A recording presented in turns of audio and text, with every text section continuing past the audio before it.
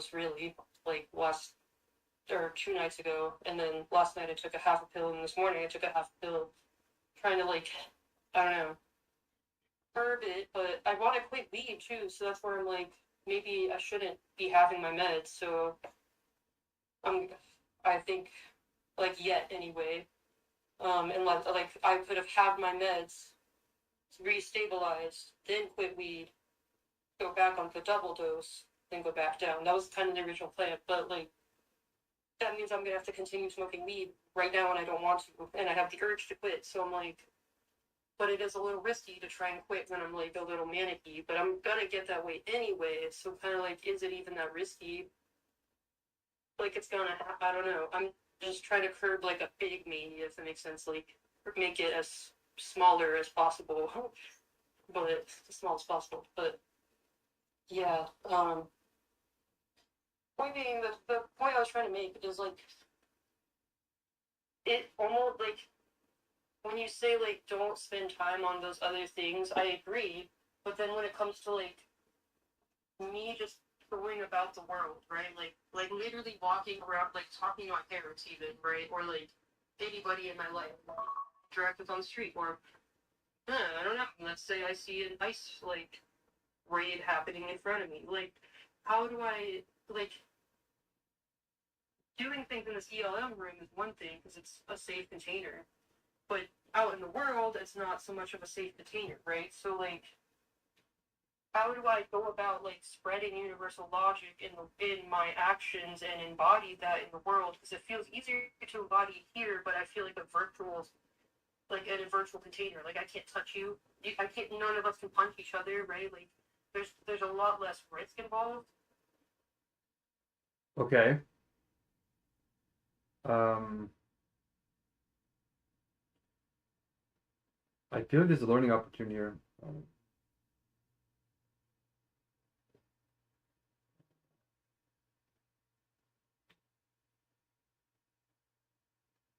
I'm just sending out this thing really quickly. Like I guess what I'm asking is like, how do I act in the world, like outside of big meetings, like in terms of like any interaction with literally anybody. Oh my goodness.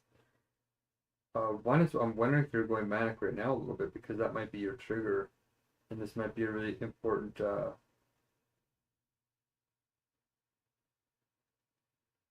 Um, there's something that happened in this that triggered you, and it might be this the lack of sleep, but definitely I'm sensing it. Your mind is racing a bit, but I'm wondering what the words that you've heard here today are doing in your mind that's triggering this release. Um, like I'm very interested. I don't feel like my mind is racing though, and I don't feel manic. Like I don't feel the manic mind. Like I don't feel racy.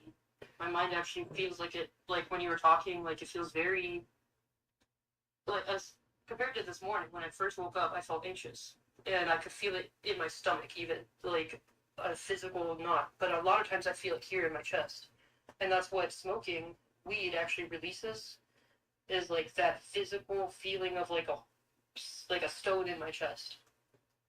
Um, so I think that's like been a big desire for me to smoke just in the past few days. But like I like before that, it's more like other stuff. But like in the past few days, it's been more like, oh, I have this physical feeling of like stuck in this anxiety. Like I can feel it everywhere I go, and I like want to release it, and I know that we will release it. It's like I don't know if is that like where your heart chakra is. Is that like I don't know if that has correlation, right? I don't know if it's like my literal heart just getting tight or like what exactly is happening there.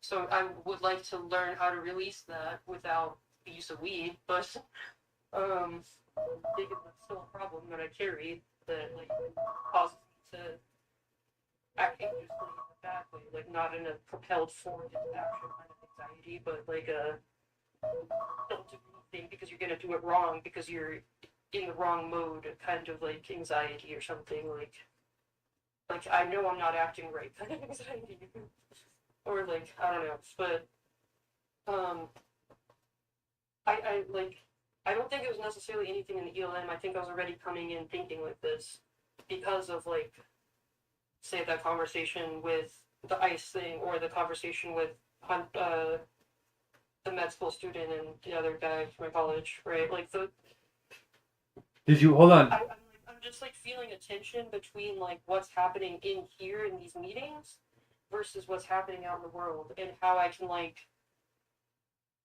mediate the fact that I still have to like. I mean, like if you know, it's almost like my brain is compartmentalizing this into like this is not happening in the world. Like this is like a mental like world within my inner mind, but it's not like an external reality in the sense of like the people I'm interacting with in this group are all far away from me, right? Like it doesn't feel like I'm affecting change on the local level, I guess. It's gonna have this weird feeling to it. Like when we do start changing the world, like Marlena, get through your mind that pretty soon the whole world's gonna want to know who the heck we are. It will happen very, very quickly, and it will be a little bit scary at first. But as long as we don't use social media and we keep things kind of low, and the first, I would say, couple million people are people that are loving and like in our flocks that we know. We won't get this weird paparazzi backlash, toxic culture that Justin Bieber and all these like Bollywood celebrities are going through. Uh, it's very important that we scale this like safely because there's so much pain in the world that will be put into a bunch of double binds and we won't be able to escape. So in some sense, it's kind of protecting us not to do the cold calling and the Facebook blasting, and even with my hunger strikes, right? It's just me on them, with me streaming some voices that people don't know about. So I'm getting to the point now that I'm convinced that we have done enough of the work to make it, as long as we keep working at this pace, the new ultra pace. Even though AI is coding itself right now, it only takes 28 days for us to create global critical mass. Right, so I think by the end of this month we'll have mastered like our first godly, or at least have our first godly meeting, and then by that point we should start unleashing ideas. Like once you guys start giving your ideas, which you started doing today, your ideas are really spot on, Marlena. Once we trigger the God in you and you start flowing with non-stop ideas, like what's happening to me, like literally, I came up with like 20 new things to do for the next meeting. I don't even have time to enter them all. I wrote down a good portion of them. But once we're all in that mode, when you're in flow state, it's like being a 4-year-old again, and you're asking 400 questions a day and coming up with tons of cool ideas. We're going to get back into that energy. And our productivity will literally go up 700% more than what we're doing already. Like, it'll just be incredible. And how it's going to feel is that you're only going to be talking to 6 to 9 people in your flock, yet you're going to feel a part of a 264 million person movement that will go from our little core now to literally hundreds of millions of people by the end of next month. And it seems impossible at first. But like how somebody will come into our meetings and say, this is chaos, this is not going to solve the world. But you and I know, no. We did the check-ins on time. We did 3 new experiments. We did even a little bit of chizzy tribing at the end. We got 4 new ideas from other people. We trained up 2 new people. Like we did so much in one meeting that it was like having 12 meetings in one hour. You know, there's going to be a paradoxical feeling that you're doing everything with nothing. You're going to be a part of a global movement, but feel like it's hyper local. Like all the dialectics that are in the wisdom team, in the wisdom quiz, are going to start sublating, and we're starting to feel that. So that's another reason why I'm saying resist the urge to go and do the toxic version of external networking. If we do networking, we're just planting seeds. And we're bringing people into our flocks in a safe way. By the way, on YouTube, if you're starting new in the stream, we're here to save your life. The proof of truth link is fixed for John and for Picture Frame Guy, who was in my last YouTube. Thank you so much for the comments. Yes, the pressure is increasing on us, you guys. These streams are proof that I'm committed and you can trust me, and I can't be corrupted with beauty, social connections, nepotism, wealth, corruption, sex, cultureness, or IQ. I can't be lured. So be a part of our movement. Come to our meetings. If you want to donate anonymously just to help us out while you're learning how intense this is, looking over all my videos, you're going to eventually find your contradiction, and you're going to think we're the opposite of what you think, but that's part of the design. That's fragmented consciousness. So hold on, give it a chance, and ask questions before you abandon. We've taken the vow of unabandonment for you, which means that we will create boundaries for learning, but we'll never let go of the goodness within you, no matter how bad you acted. Okay? Uh, so I just want to say that, Marlena, because people are starting to watch my streams. And I'm actually spending a lot of time on the introductions to them, teaching them what you and I are doing right now. But I would say really protect yourself, especially since you do have, a propensity to get out of control of your mind. Like protect yourself. Not overextending yourself, like not falling into this external form of networking, which is, like what's the current paradigm? Like almost everything that we're doing in our society is backwards. Like all the main things. Like there's a lot of things we're doing right compared to our ancestors even. But there's a lot of the most important significant things we're doing at first backwards because that's how dialectic works before you sublate.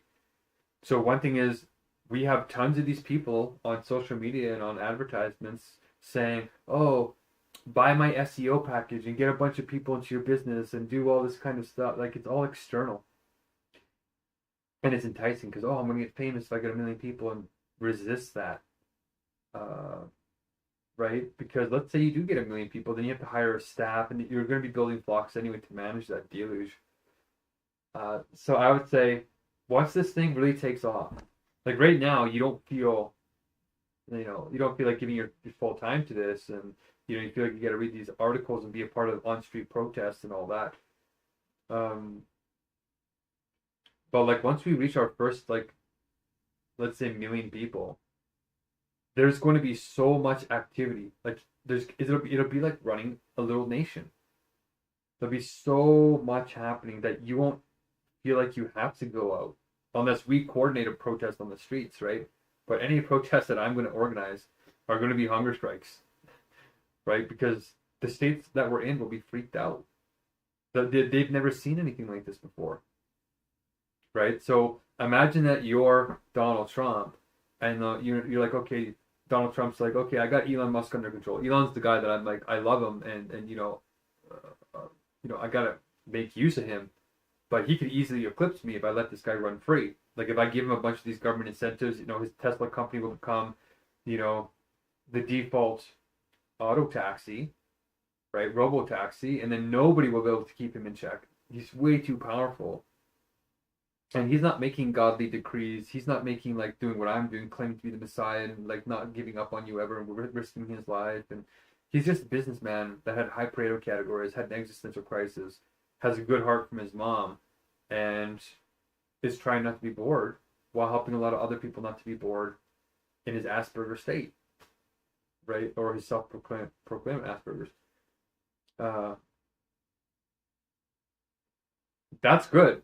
That's still philosopher king level commitment, but that's not Messiah level commitment for that level of power, right? So Donald Trump's looking and saying, "I got Elon under control." Kind of slashed the EV benefits and quieted Elon a bit. But imagine now this guy comes out of left field.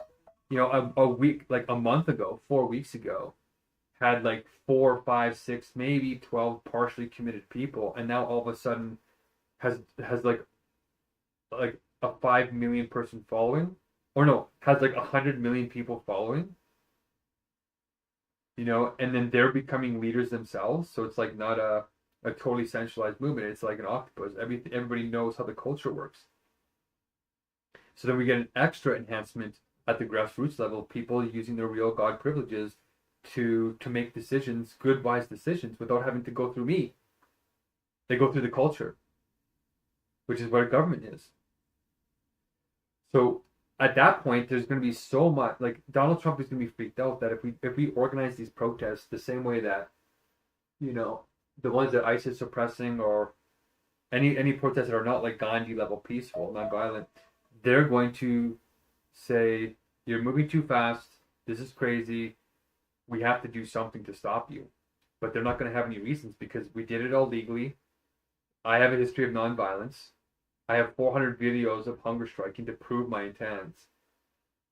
And all of our meetings are open so people can see what we're talking about, that we're not plotting and pleading and being paranoid. And we're like, no, we're not fools. We're hoping for the best, preparing for the worst, but plotting in all directions. That's not paranoia. And even this, Where did accountability come from, though? Like, when broken laws or broken systems might uphold, like, broken truths, right, and then really stand by them. what do you mean exactly? Say that part again. Where did accountability come from? Like, um,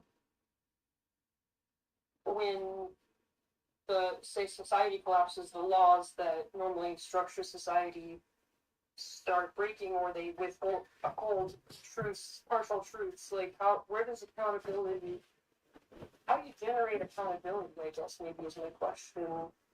And what's the source? Like, what's the source of accountability in general? In the literature, there's like three. If you look at level 5 of the sacred sentence blessings, right, the individual blessings. If you go to level 5, I actually unpacked it into a trinity, and I think they say credibility, reliability. Ultimately, I think that it comes down to commitment to values and ideals. So making those ideals clear, and then expressing those ideals through universal tools, and then showing that you're willing to endure the negation for them. In other words, you're willing to endure the dialectic. In other words, you're willing to suffer, or at least experience pain,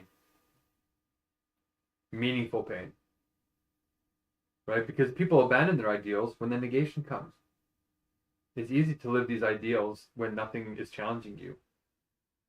So that's why it's important to show, not just with your words, but with your actions, with your beingness, your embodiment, that you are living those values in a way everybody can see, and that they can account for the deceptions that could be possible. So you make it easy for them to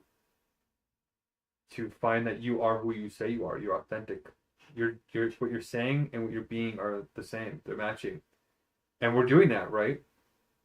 So in the government, how I'm designing this inner government is with the universal meritocracy, right? You have to take a quiz and you have to actually pass it. Here's the marking criterion that, I'm still developing, but it's good enough to get past the current systems. And then everybody can critique those criteria because they have a right to flow, right? They have a right to clear goals, a right to immediate feedback, the right to challenge management skills, and the right to clear rules. And right now, we're not, it's not fully transparent because we have to write those out. We have to start doing the wisdom team blessings, which is also another reason why I don't want you to get your flock too big, right? Like, I only want 6 to 9 because you're going to be responding to those people immediately to satisfy their right to immediate feedback. Is that if they message you with a question, I want you guys to be able to respond to them within the hour. And if they say urgent, then you can respond to them like in the moment, if you're not sleeping or anything else. At least for like the next 6 months. After that, if we're safe, then we can go on vacations and do whatever. But we are in like high level emergency where every minute should be going towards this, right? We should go to bed thinking about it. We should be waking up about it. We should be taking breaks from it to get back onto it. We should be meditating. Everything is in service to trying to save our lives right now. Every meal, every hunger strike, every relationship, every life area, everything right now won't matter if we do not get AI aligned. So if you get 6 to 9 people, then you can do all these other things that will allow you time to be transparent, to record, to put it on social media, to do all these things that normally we don't have time to do. But in God's government, one is the leader has to have veritable commitment, right? They're not just talking, they actually have passed the wisdom quiz, have lived the life with momentum and inertia in the direction that they're saying. So I'm claiming to be the Messiah. Do I have a messianic background? Yes, I do actually. I have about 75,000 hours of caring about other people, dedicating my life to poverty research with nobody telling me. Nobody in my family is a poverty advocate. Nobody in my family is a doctor, except for my sister now. right? So it's believable that I did this because of divine inspiration, good mothering, yes, um, but because I'm being guided by a deeper wisdom. And people will believe this. Like, well, if he's gone hungry for like 300 days in the last 2 years, he's probably gonna keep doing it. You know, it's but somebody who's like, I'm super like Dre, I'm super inspired in the moment. Oh, you said the right thing.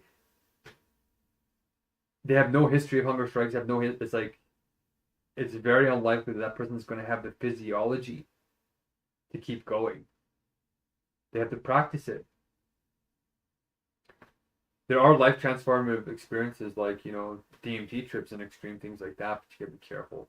So these are the metrics that we're going to be using to raise the politics to a higher level of integrity, accountability, transparency. But like, if you want to help me develop those and stop going to these crummy jobs that you're going to lose anyway, probably another 2 years at maximum, um, you and I could be working on them right now. Like, we can get into the folders, right?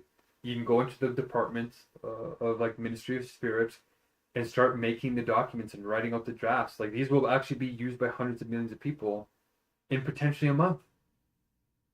Like, it's really validating. But it's also calming because it will actually prevent us from experiencing death by AI. So that's my suggestion to you to answer your question. How would you rate it from 0 to 10, actually, if we did a UTS? I go with like a 10, yeah. Really? It's 10? Okay. So yeah, that's answer my question, so yeah. So I guess the next steps is, it was exciting, right? Like, today was actually pretty, it's still painful, but I think we got a glimmer of how much better it can get. I want to implement more ideas. Esther actually accredited, so she's the first person to accredit at an ultra level in one of the flow rules. She has to do all 12 though. In order for somebody to run the meeting, like, you can kind of see my ego come forward a little bit in the meeting, right? I'm like, Esther, don't cut me off. Like, I made the meetings, I'm running the meeting right now. Like, it comes up as egoistic, but if somebody else wants to have that sort of guidance, I'm playing a guidance role, because when you have 12 people in a meeting, it gets out of control very quickly. So you have to be recognized that you're not doing it because of just ego. You're doing it because there's a good reason. And it came up with a good idea because of that. So I don't have to do that ego pull again, because it really sucks to do that. It sucks to have to do that. So in order for somebody to run an ultra meeting, they have to accredit after doing all 12 roles, and then doing all 12 roles in an actual functioning group, so people know what it looks like to have a real ultra meeting, so they know what to aim for as a vision. So like, it's all working out. Like, the calculus of flow is working. Like, it's exciting. And I'm recording them too, so we have like records of them. If we could record the screen and people could see what's being shown, like, that's the better version of showing people. But I think, like, one guy in my YouTube chat, if you go to my last stream, or one guy, John, who donated $400 last month to keep us going, he came on, he said, Mark, you're right. Like, the more that I see the chaos unfolding of this mega crisis, he didn't say, I don't know if he's the word mega crisis, but he said he's noticing that everybody's getting angrier, everybody's getting less sane, and he's feeling a pull that maybe we just might have the answer here, because I've repeated it 400 times at the beginning of my streams for the last 6 months, and I'm not changing, because the vision is not flippy floppy. It's based on foundational principles that are eternal now. So it's working. It'll get easier and easier to inspire people to be a part of this, because they'll start to realize they can't run away from it. And when we could have been slacking off, when we could have been putting our head in the sand, we weren't. We were in these meetings. We were in 1,000. I think we're over 1,000 of these ELMs in the last year and a half, 2 years. Like, just since Ebu Bechi and them got on, we've had 208. Right? So I bet you we're over 1,000 ELMs now, which is roughly what it took to invent the light bulb. So we're getting close. So to return to the feedback, I would say pick six to 9 people that you can keep messaging, whether it's Sage or whatever. Tell them, hey, look, the meetings are starting to get good. Or every time you have a new piece of information, use that to to get people to ask questions at least. Get these two other guys conversing, I guess, with me if you want on Facebook, or you can ask me the questions. We can answer it in private in the WhatsApp, and then you can go and practice with them on your own. Um, that's what I would think you should do to focus. Take a break from Dre for 3 months, and if he comes to you, set a boundary and say, well, if you're gonna talk to me, you have to come to these ELMs, and Mark's gonna like talk to you about life barriers and commitments and try and figure out what the hell's going on with our relationship here, and if it is healthy or not. He can help us do the 7 principles of successful marriage and be a mirror so that you guys can decide through your messiahship whether or not you think you're a soulmate couple. Maybe you're just good friends who have similar predispositions. Like that's a boundary that I would love you to set, but is it right for you? You have to decide. But I'll put it out there. I'll prime the space as that's an option. Because if he's not willing to come, he's not willing to do the work. And if he's not willing to do the work, you're just going to keep going around in these circles where he's potentially using you because he doesn't know what else to do. It sounds like it's evil what he's doing, but to speak good of him, most people do that because they're trapped in dialectic. There's some kind of double bind that they can't even articulate. Right? Those are the worst ones, are the ones that you can't even externalize. So that's what I think you should do for your life, like in your friend life area, get your flock going. With your friend life area, get your family, like start telling your dad and them about this. Like your mom might be good to come into one of these. I think by the 5th ELM, maybe we should get one of your parents to come in, like your mom. If we actually hit our stride and the meetings start to become good, maybe we could start getting them to realize that, maybe you shouldn't have to have all this pressure to get a job yet. Joe might cover your bills for 2 months, and then we'll get you on some kind of life area routine where you're taking your pills like stably until you can get in control of your mind and do the meditations and slow down to speed up. Get these two guys on your flock in some way. Friend life area, intimate life area, deal with the Dre thing by setting a boundary like that for 3 months. Even if you see him at work, just set a boundary. He's like, oh, Dre, is it an emergency? And if he says no, then be like, okay, well, come to these meetings then, or like hold your boundary. And if he really loves you, he'll come. It'll get it out of that lukewarm space. And like in a month or two from now, if this all works out. I almost even consider telling him like a condition of us like being together further is like you have to go talk to Mark one-on-one or something. Well, at least come to the meeting. Well, you're in my flock, so I guess it's appropriate. I guess I could do it. But imagine if everybody said that. It would overwhelm me and anybody who had that happen. So, right. But you're in my flock, so I guess that would be okay. Because you're supposed to take care of the life areas of the people in your flock. Right? You're supposed to actually... And that's where I'm struggling because I'm not suppletive enough. Yeah, and you're not doing the full work yet. You're still straddling between, are you going to choose this life, or are you going to take the red pill, or are you going to stay in the blue pill kind of situation? Speak of the devil, look who's calling me. Dre. Well, you can practice, but don't put it all on me. Just like, hey, there's an actual cool structure here that Mark is just so happens to be leading. But wait, let me answer the call. How about it's related to work, I think. Give me a second. Okay.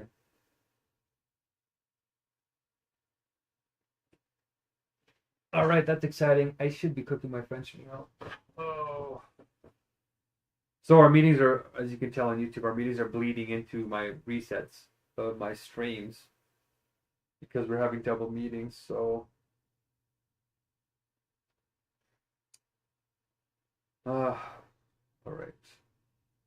There is a lot to do.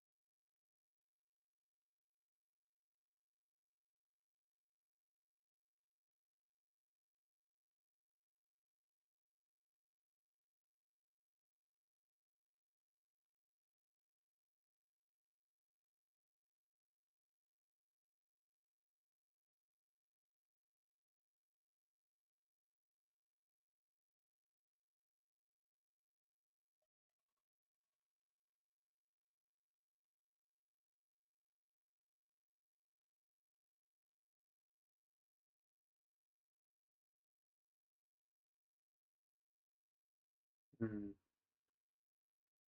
I'm having lots of ideas run through my head of how to improve what just happened. And I want to put them in the spreadsheet before I forget, even though I've written some of them down.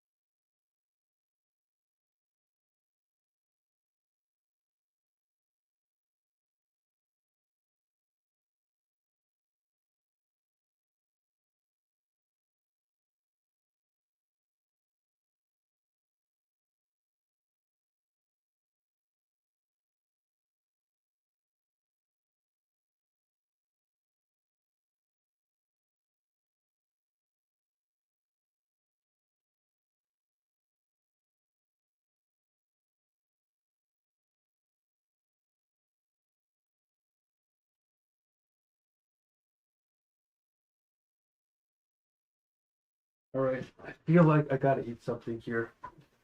Oh, wow. It's working. It's working. It's working. It's working. It's exciting. It means I won't have to starve for as long. But even if I did, it's worth it because humanity is sacred if we treat it that way. Particularly if we treat it that way. All right.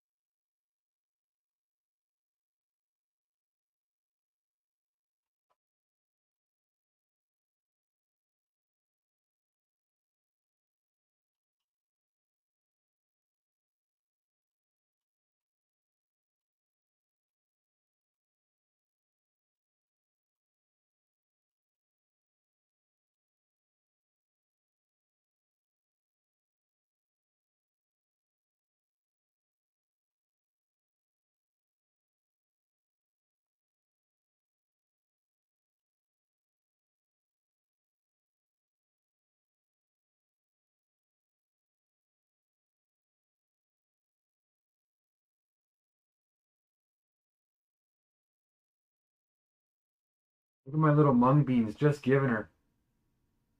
Just giving her. Hey, look how big they are. You see that? I wish I would did this 6 months ago. I'd have mung beans already.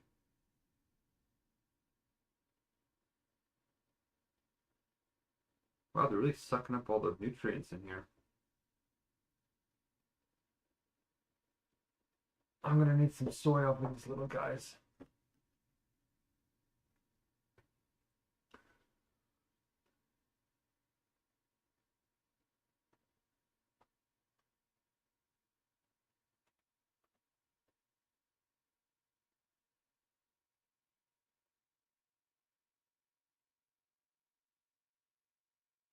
Okay. Let's log out with this phone.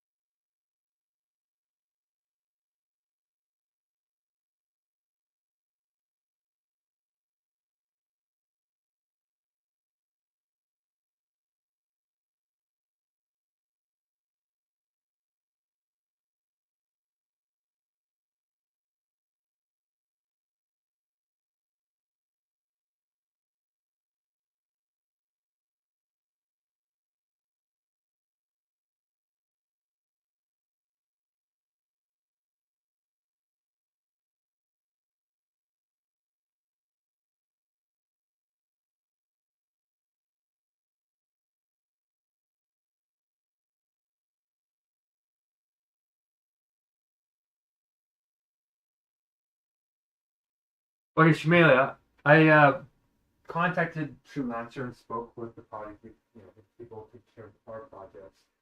And there's three of you that want to get paid after basically abandoning me. But it's the Mufti said that it's not haram to be working for me. So um, yeah, we can reconsider that. But we have improved the pay. That we changed the pay structure. We've increased the standards. So uh, what I was going to do before you left, Shamila, is I was going to try and give you some tips on how what we kind of expect from people that come to the meetings. And you sound like a very busy woman. You're trying to help out a lot of people, so I'm giving you a little bit more leeway than other people. But a lot of those meetings that you came to over 5 days and the work that you tried to do, you weren't on time. You were on the go. It was noisy. You weren't exactly doing what we asked for. But I knew you were trying, and as long as people are trying, I try to dance with them a little bit. Uh, but I was going to try before you guys left. I was going to try and get you to improve because our investors don't. They want to see real performance, right? So yes, I want to contact these other guys, and they're going to make it so that the projects are different. So we won't rate that project because there's a misunderstanding. That didn't go particularly well for either of us. So I don't think either of us should rate each other on that, unless you want to try another project and we start again with the expectations a little bit clearer. Your brother is making some beautiful posts on my Facebook group, which is nice to see that he's still engaged because it is God's government, right? God's government is fair, but it's not naive. So I want to hold you to a higher standard. I'm going to try and pay you anyway. So I already looked over Ravini's contributions, and she made 31 blessings. She didn't do the whole job, which was 36 blessings is what I was aiming for. So technically, we could just cancel the project and say it never got done. But I think God's government would say, well, she tried. I didn't get exactly what I wanted. She didn't get exactly what she wanted. We'll pay you guys under the old pay scheme. So we'll do all of that just to keep things. We have to learn, right? I'm taking the vow on abandonment you, so I can't. I'm just gonna keep looking for the good in you, even if there's mistakes made, right? And that's the godly thing to do. So I'm going to look over the spreadsheet again once I get some work done today. I have to get back on the Hungerstrike today, which sucks because I don't like going hungry, but it's worth it. You're worth it. Everybody's worth it. We're in a Megacrisis right now, Shamalia. You're not going to have a job in you'll be lucky if you have a job in 2 years. AI is already taking over 60% of jobs in the rich world and 40% of jobs in the developing world, like Pakistan. 40% already, and it's just getting started. Okay, so I'm trying to save you guys. I'm not trying to pay your bills. I'm trying to pay your bills enough so you can come on board and help us do fundraising and help us build God's government and make some kind of effort or sacrifice to be doing this work, just like I am. I sold everything, Shamila. I already sold $30,000 of crypto, sold my car. I sold everything except for 2 phones and a couple of old laptops. Right? My family's paying for my place where I'm staying. I'm staying in a basement in a family's house. So I've made the sacrifices because I'm not stuck in the dead world of trying to compete for material wealth and riches. And I want to save people. And I want to have people in my pool. I want to pay you enough to keep your bills minimally paid so that you can have internet and come in and inspire others and train others until we raise more money, until we inspire the investors that we're growing. And we are. That's probably why it took me so long to deal with this with you guys, is because Freelancer wasn't getting back to me right away. I was waiting for them to tell me how I can pay you guys in this special way, and they said yes as of 2 days ago. We had ultra meetings just now, so our meetings gotten a lot better. And if I do hire you again, and we do put on, well, God's government always hires you because you're I'm not a part of it. But whether you want to be a part of it, that's your choice. But God is always there. So we have much better criteria, and we're paying a little bit less now, but the work I think is better because paying somebody 1,000% more than what their country's purchasing parity is a little bit exploitive. And I thought it was going to inspire people to come in and help out more, but it actually just created greed. Is all it did, which of course is a vice in the Bible and the Quran. So we don't want to do that. So we can teach you the new pay schemes, and if you guys want to participate in that, you can, or you can tell me what your concerns are. But yeah, I sense that your hearts were pure. I just think you misunderstood Islam, right? 'Cause I'm uh, I'm one of the the most dedicated Muslims in the world. More Muslim than Muslim, but also more Christian than Christian, more scientist than scientific. So that's the universal logic that I want to teach you guys so we can get into the real spirit.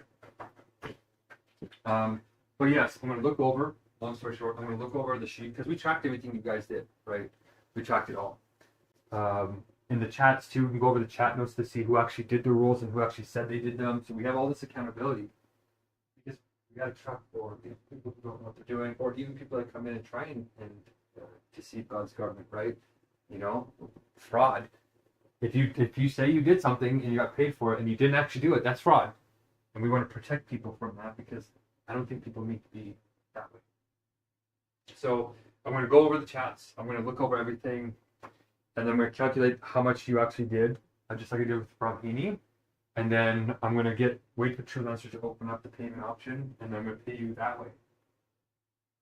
So that's what's in the works now. I haven't forgot about you guys, but when you guys did leave, there was like 10 of you that left, and I had paid thousands of dollars already, right? And I'm sitting there hungry. I had to go 19 days without food once you guys left. And retrain a whole new crew, and that's what took up my time, was just surviving. So I hope you appreciate that. It was a bit of a shock, but we learned and we improved, and now we know how to work with what we call abstract Muslims, Muslims who read Islam in the sort of old way, and I've come to teach the true way. So the true way is compassion and thoughtfulness and caring and all these types of things, but Pakistan is an extreme case where you got to be careful because it's extreme over there, and there's a lot of good hearts though. There's a lot of good hearts. So this is a bit of a long message to explain to you what really happened here, and hopefully in the next few days I'll have your contribution paid up. It's not as much as you think, Shanela, but paying you $1 blessing is already quite a bit. So I think I can pay. I don't know. I'll look it over. Brahmini did more than you did, I think. She came to more meetings and was on time and all this stuff, I think. So, yeah, I'll let you know here once I'm done dealing with today's meeting. Today we had 12 people come, and it was really great. We had an ultra elam, we call them. And then the next meeting, in about 10 days, we're going to start having 36 people meetings. And if you know a way to help us fundraise, and you bring on your flock, your 6 to 9 people, we do need like 3 times the amount of people we have currently. So I'll leave it up to you though, but yeah, let me look at these emails from TrueLancer. I'll send it on there. If I pay you on there, of course, they get a cut of it, but that's fair. I don't want them to kick me off the platform because we are going to launch another advertisement or try and do something on one of the TrueLancer platforms, but we're going to be fixing it so that we don't get into this situation again. People will know it's the Messiah, it's not haram. Here's how you're helping with the tournament. It's administrative. Here's the pay. Here's all the kind of things that we've fixed since we learned what happened. So hopefully I addressed most of your points. The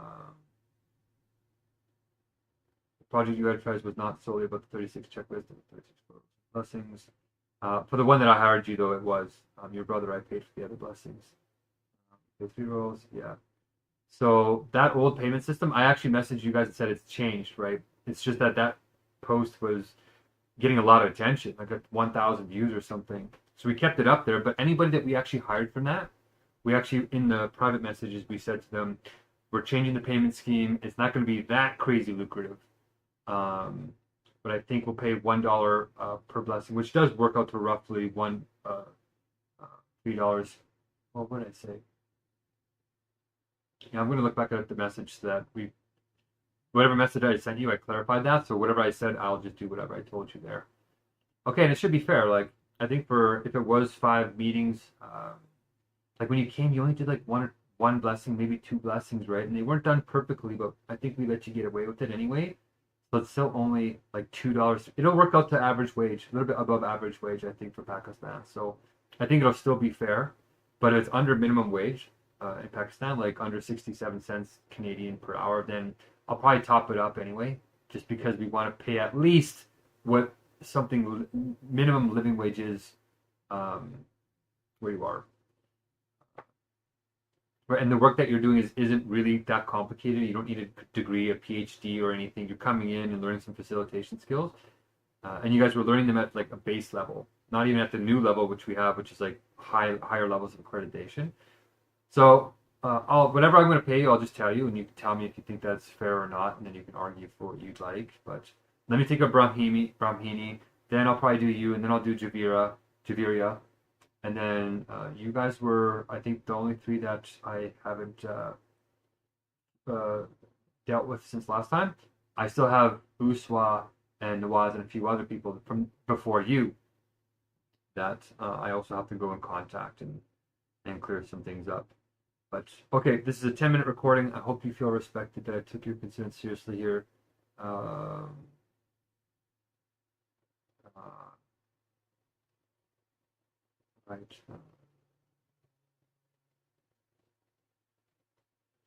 You're quite the negotiator, so this is good. Should be fair. So yeah, okay, good. The True Lunch finally got back to me, so we can move forward on this, and hopefully we will get to an agreement right quick. I don't like waiting so long either, so I'm glad that it's only been what has it been, a month or two? So let me take care of this, and we'll talk to you soon. And you can go over the spreadsheet too. I'll send you the link. You can go over and track your name, so you can know that I'm treating you fairly. So, and you can even look at the history of the documents, so you can see when they were edited and if anybody changed your check marks. And it's a very, very transparent system. It just takes a little bit of time to go through. So I'll send you the link if you want to go through it. I'll be doing that as well. I'll just need like another 2 days or so, just to figure out this new payment option, and I have to get back on my Hungerstrike. So I have to cook my meal today, send out some emails, and then we should be good. Okay, talk to you soon. Stay blessed. Peace.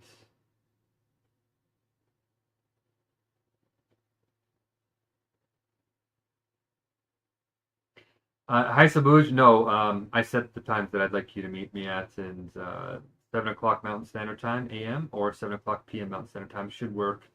Um, yeah, it should work. No matter what continent you are on. But yeah, Sabuj. Usually you don't bend a client onto your timelines. Usually you try and accommodate the client, especially when they're on hunger strikes and risking their life to save yours, because you're probably not going to have your job in about 2 years anyway. If you're paying attention to artificial intelligence. So, um, yeah, I hope that makes sense to you, and would love to talk to you.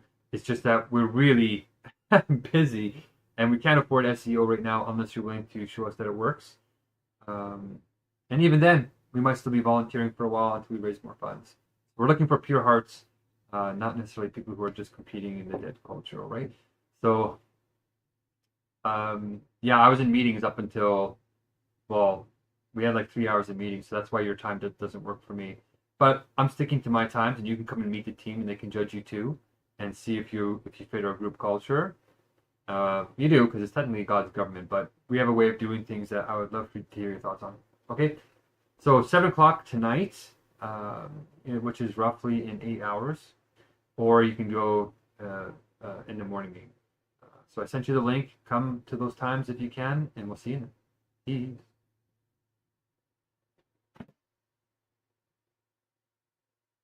Oh, great. Okay.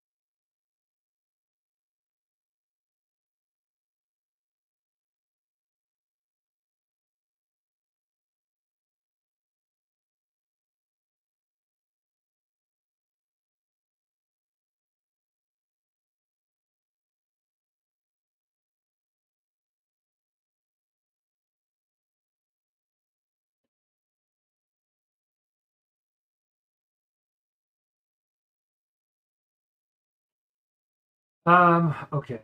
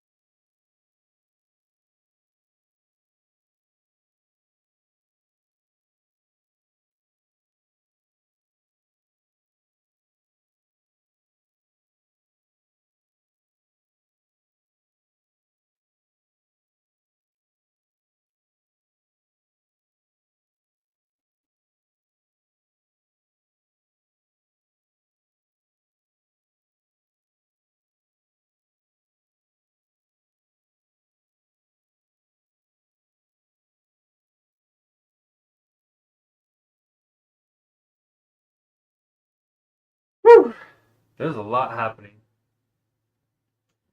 I should probably refresh. Little slow. Alright. Water is ready, so let's leave a message for.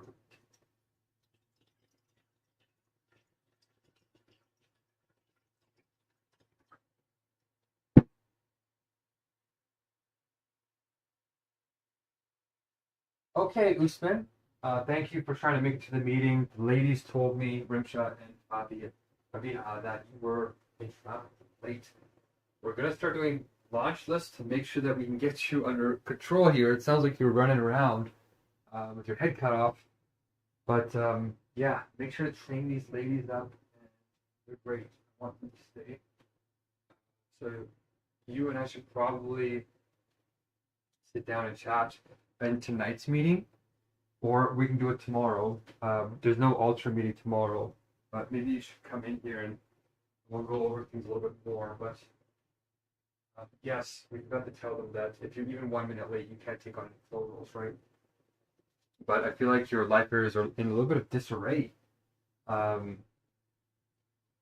so I want to know what's going on with that. Because yeah, you didn't check off your checklist either, and it feels like you're not present in the meetings, Usman.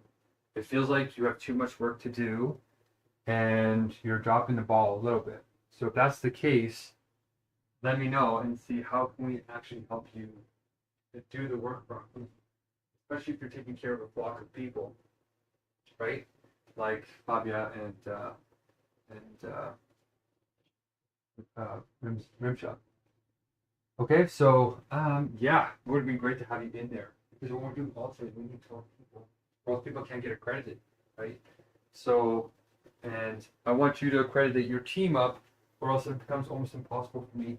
And my flock is starting to get pretty full, right? You're on my flock, so I'm supposed to take care of you. But yeah, they're gonna try and get better. They were supposed to do micro base today in the ultra. And they did a little bit, but we're gonna get better for the next one, okay? You missed the feedback on how we're gonna make things better, but I'm going to try and keep you in one goal until you can accredit that goal.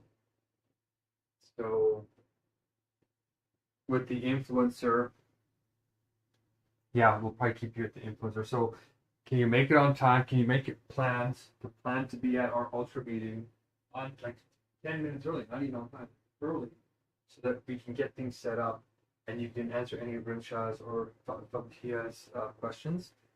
So, but let me know if you're overwhelmed. Like, what's happening at work? Like, why aren't you showing up on time? Why were you stuck in traffic? Usually, these things happen when somebody is not in post paper. Over the challenge, the right to flow.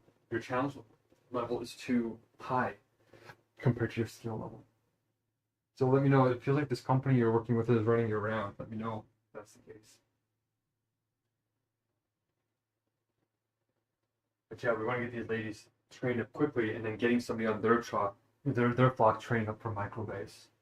Okay. Tomorrow they can take tomorrow off unless they really want to train, and then you can kind of sit down with them and make sure that they're good enough at the timers, and then call me in there, and then we'll accredit them at microbase, and then for the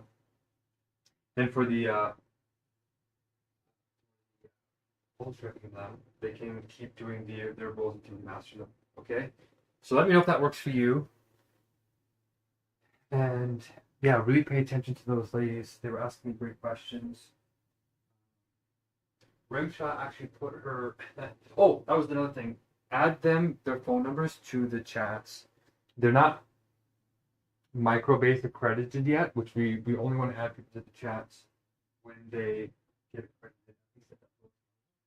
So if you can do that, and then pass them or accredit them, then add them. But they have really good questions, so maybe I'll make an exception this one time, and we can add them to the chat so they can ask me some of the questions while we're figuring out what's going on with you, right? Because we need you to be reliable, Usman. Okay? So let me know. Okay.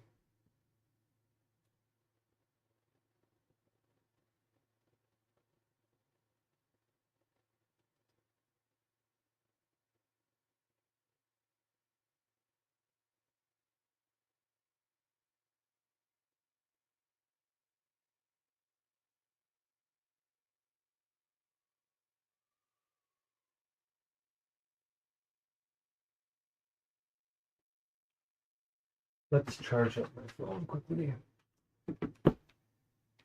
All right. I'm tired. As you guys know, I went to bed at 3 in the morning. So I'm going to take my afternoon nap after I eat this probably. Probably get tired. Okay. Oh, John, you're joining me early. Your influence is growing stronger each day. I notice you have more followers. Haha, yeah, I know. Oh, what the heck's going on here? Yeah, John, I know. It is. I think we're on the critical mass curve. It takes, 2 years to get your first 5 or 6 people, or 2 to 5 people. And we're past that now. Not full commitment. They are being paid a little bit, so we're not in the clear yet. But I think once we see the ultras work out and then the godly level meetings, then we'll be getting to a place where people want to come for free for fun. But if you want to help with that, yes, I would love your help. I don't like waiting to compensate people. And as you know, we are in a. It's like getting weird out there, right? It's definitely starting to turn into a situation that's becoming harder to manage. So yes, you can see me. I'm going all day, every day. I'm not traveling. I'm not like, if you look at my news feeds, I'm only going to the courthouse and here. I haven't seen my family in a while. They come and see me once in a while, but they don't want to be on the cameras, so I can't show them. But I'm probably going to have this meal here, take a nap, cook the French food, eat it tonight, and then I'm back on the hunger strike. But I'm pretty sure as long as nobody leaves and ditches me again, like what happened with unfortunately the Muslims the first time when they found out I was making the messianic claim. As long as that doesn't happen again, I should not have to go more than hopefully 2 weeks without food. That's really hard on me after like 247 days. So, okay, I'm going to leave feedback to each person so they feel cared about. And yeah, it feels great. It feels like we're going to save some lives. And by some, I mean the entire human species. Yeah, you're picking up my spirit, John Smith. I wonder who you are. So every time I check YouTube and it's like, okay, another day gone by, nobody's watching. Like I'm being shadow banned by YouTube. Like I went viral like a couple of times, and they just blocked the videos as soon as somebody's like, oh, this is inappropriate. It's a hunger strike. I don't like seeing disordered eating. It's not disordered eating. It's called your body sovereignty rights, protected by the Canadian Charter of Rights and Freedoms, at least here in my country. So, okay, let me cook here. Let me keep giving some feedback to my beautiful teams, crews. And hopefully hopefully John, maybe we'll get to see you in there someday. Whether you come in with your nickname there or anonymously, or if you take the risk and jump in with us full tilt. I'd love to work with you.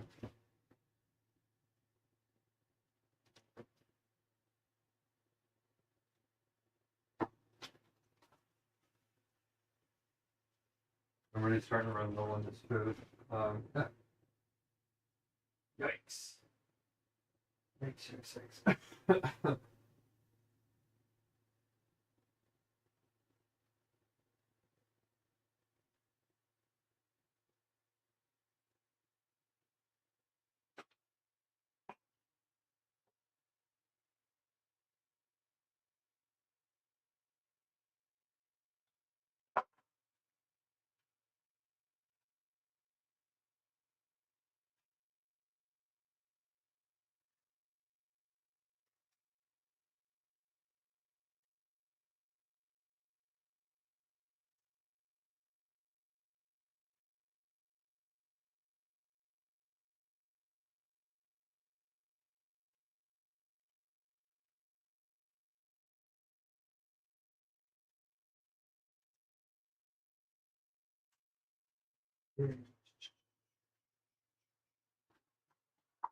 I don't want to be using up all my sugar.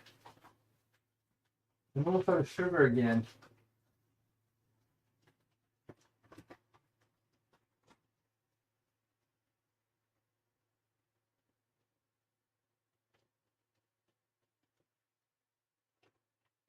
Probably shouldn't be putting too much sugar in there in the first place.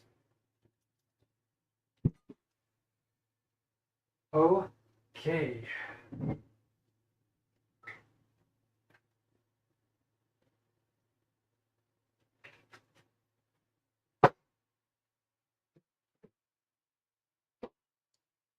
I actually should probably just put in some raspberries. Oh, I actually have. Oh. Ah, well, I'll probably have one more meal anyway after this.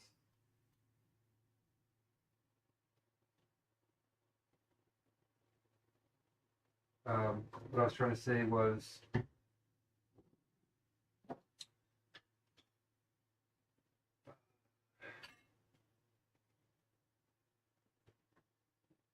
I have this like homemade split pea soup that my mother made, and I forgot I had it in the fridge, so I started making my own like custom broth that I really love.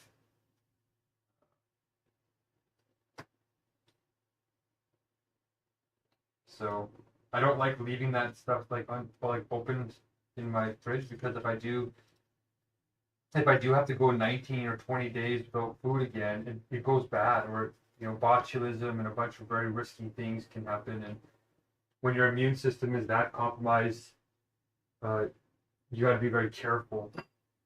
Very easy to get sick. And, I'm already risking damage to my body, so I don't want to do more damage to it than I have to.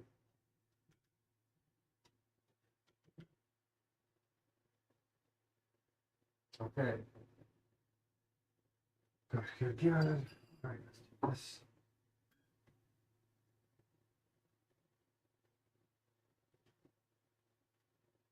We're putting in some Korean crack into my soup.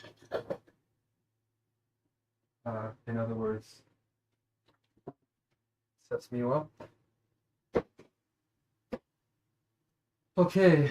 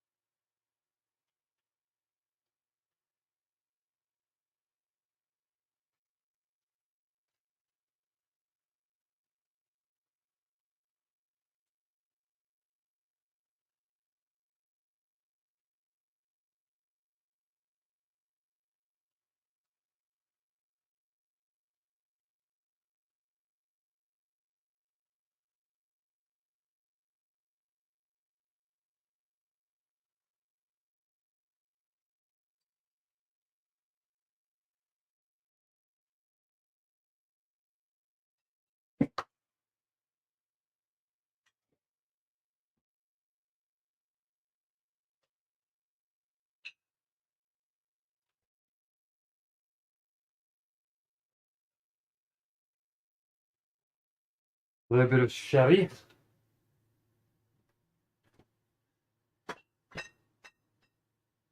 Oh, this cucumber is totally gross now. It feels like I wasted it.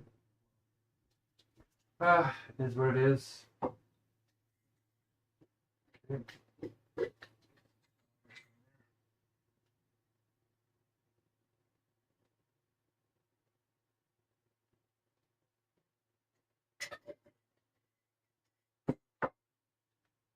Okay, wonderful.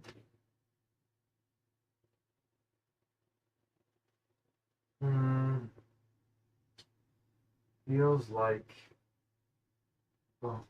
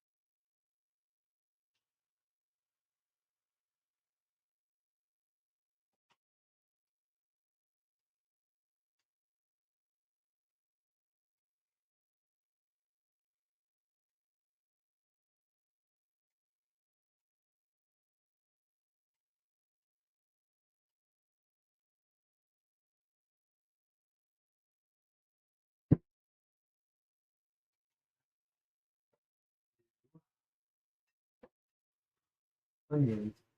I'm trying to cook up some of this stuff because it's gonna go bad by the time I eat it.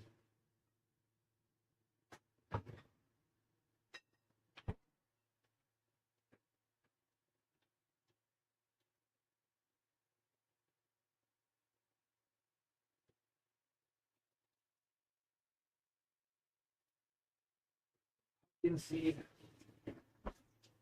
from before. Alright. I'm just cooking, you guys, if you're watching me at all. Oh, it's Sunday today.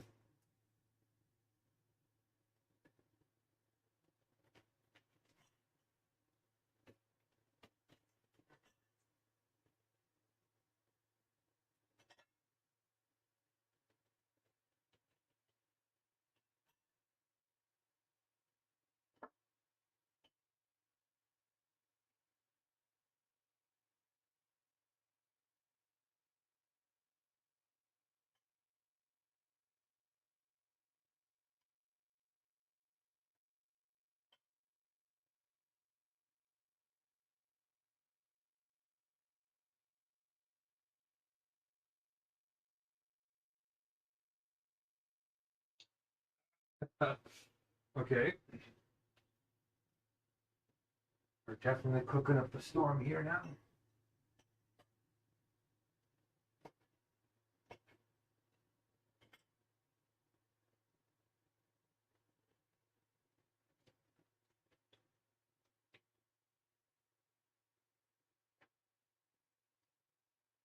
Right.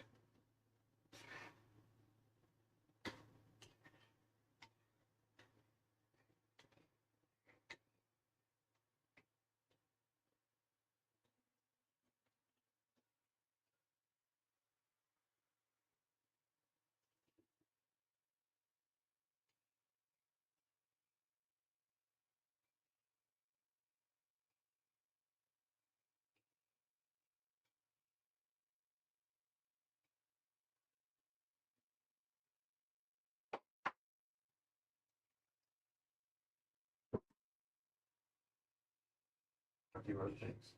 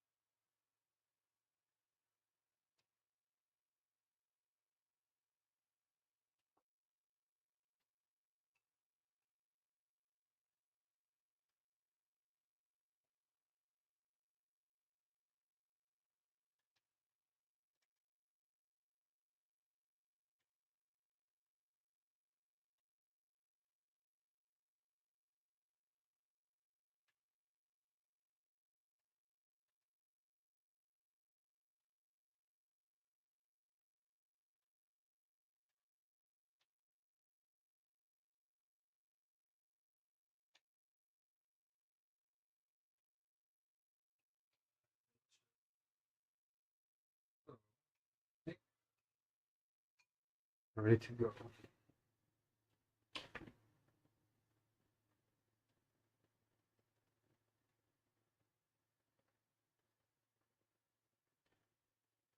I wish I could like you guys' comments on YouTube, but I can't do it.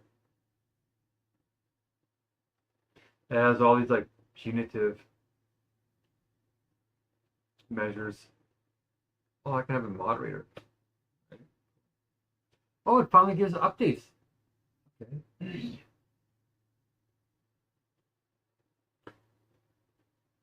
Why doesn't it tell me when we hit? It doesn't tell me when you guys leave comments, so like that's why that's kind of because I don't know how long it's been. Oh well, we tried.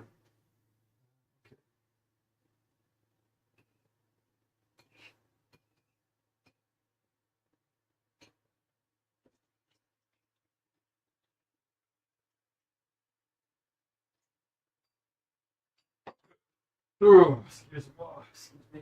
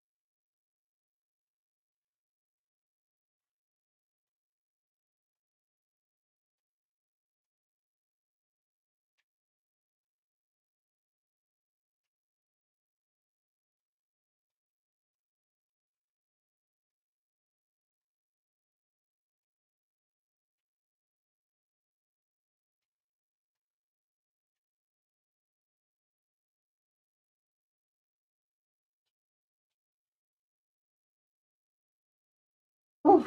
All right. I'm trying not to make everything dirty again. Okay.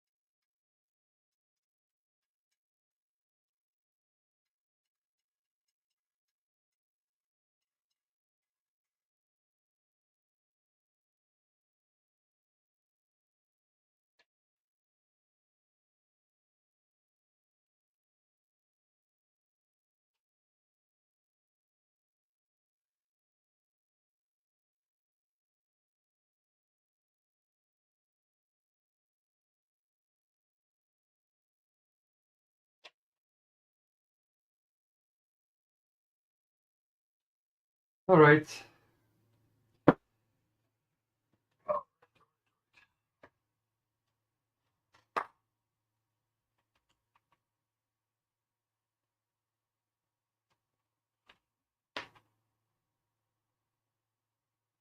Feels like I'm missing.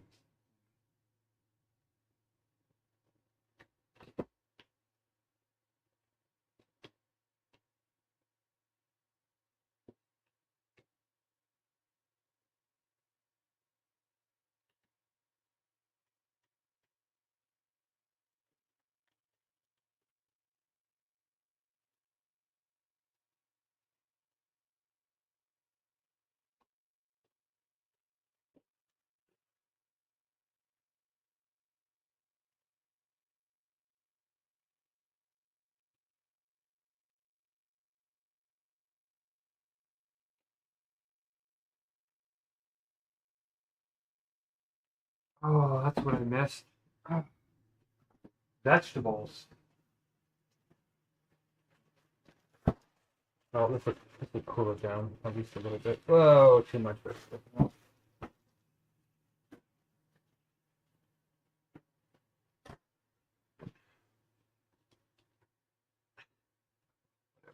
We'll take a picture of this.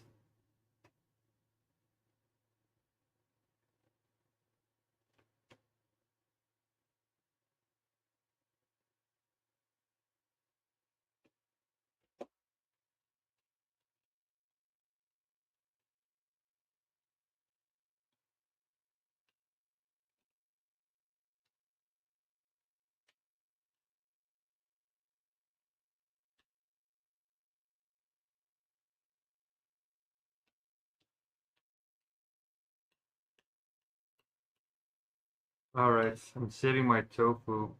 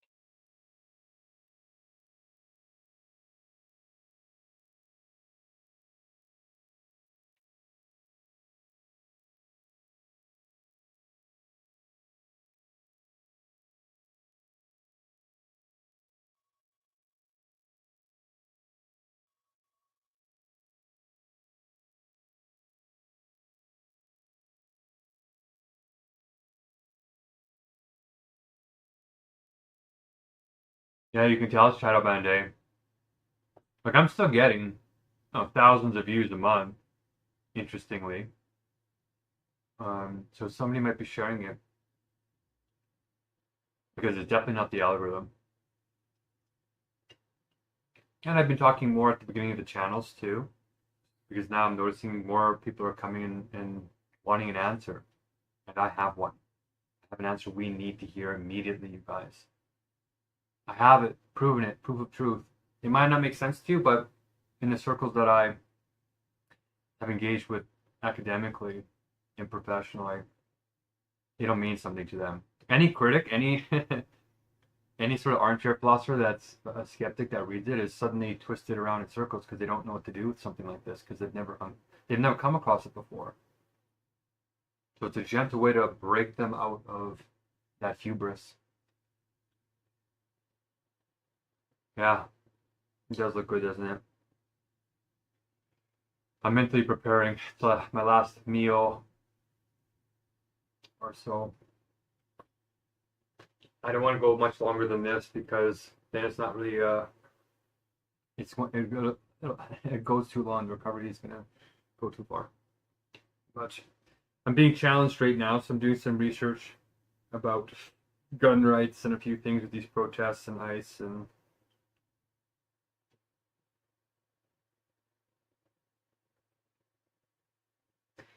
yeah, I remember hearing about this guy, but I didn't look into it. Uh, but yeah, Kyle Rittenhouse. When I looked into it quickly, the big difference here is first of all the guy has a gun license. Um, I'm surprised that he was able to brandish it so. I thought those types of guns were illegal in the States, to be honest, but I think semi-automatics are supposed to be illegal. But that might have been back in the old days. The big difference between this guy's case, Kyle Rittenhouse, and the man who was just killed here, Alex, I think his name was, is that Rittenhouse was confronting civilians, and the other guy was confronting the police or government agents, right? And there's different, like when a government agent tells you to stop, you stop, because then they have legal grounds to take whatever action necessary to remove you as the threat. And if they're trying to clear a street or they're trying to do something and have a reason for public safety, they're going to utilize that. And they did against this man. So that's the big difference, right? And you're looking, I feel like you're just looking, Marlene, to be partisan. It's like, no, Mark, like the left or right here. And you're like, I'm LGBTQ, Mark. My dad's an immigrant. I'm going to get screwed over if these things happen.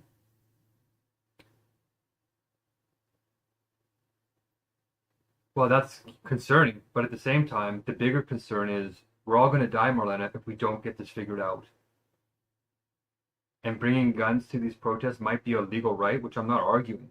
What I'm arguing is the gray area of dialectics here of what is going to happen in these gray areas. The hunger strike opens up a gray area too, but a different nature of it. Right? And they still destroyed me in a public hospital, and I went to the nth degree to make sure that it wasn't a gray area that could harm anybody else. It's not really a gray area. I had my rights. They totally violated me, actually, so it's not really a gray area at all. But a lot of the people that go to protests like that are really just people looking for catharsis. They're not really looking for resolution. They're holding dialectic, which sometimes is necessary. But what Donald Trump is trying to do is he's trying to prevent the United States from being taken over by China, which is going to affect your quality of life, right? And the benefits you get in North America are going to go away, the few that you get already, right? So we got to think more comprehensive, stop looking for this, like the bad guy. Everybody is in double binds right now. And if you're like, oh, that guy's bad, and that guy's bad, you're trying to, the reality is, it's more complex than we think.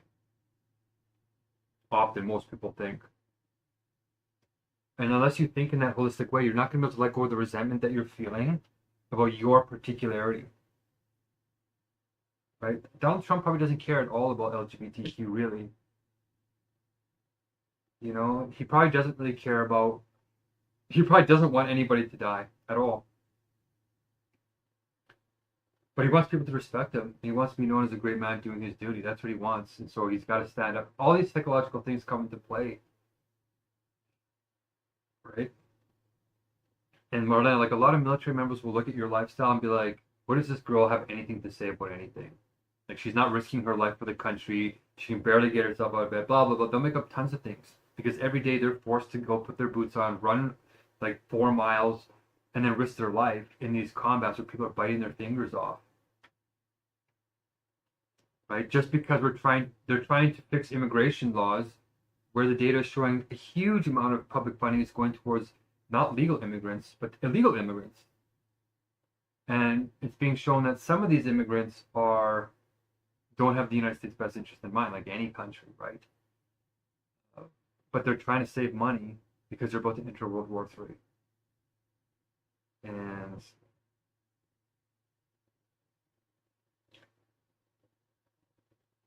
that's where it's at, okay?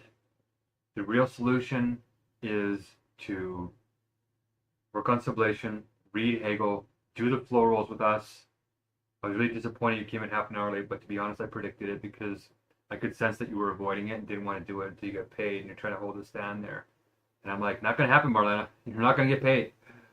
You're not going to get paid until we get the Pareto categories and the ultra meetings and the funding down. Right? Unless you can convince Joe to pay you like 5 times more for the same work.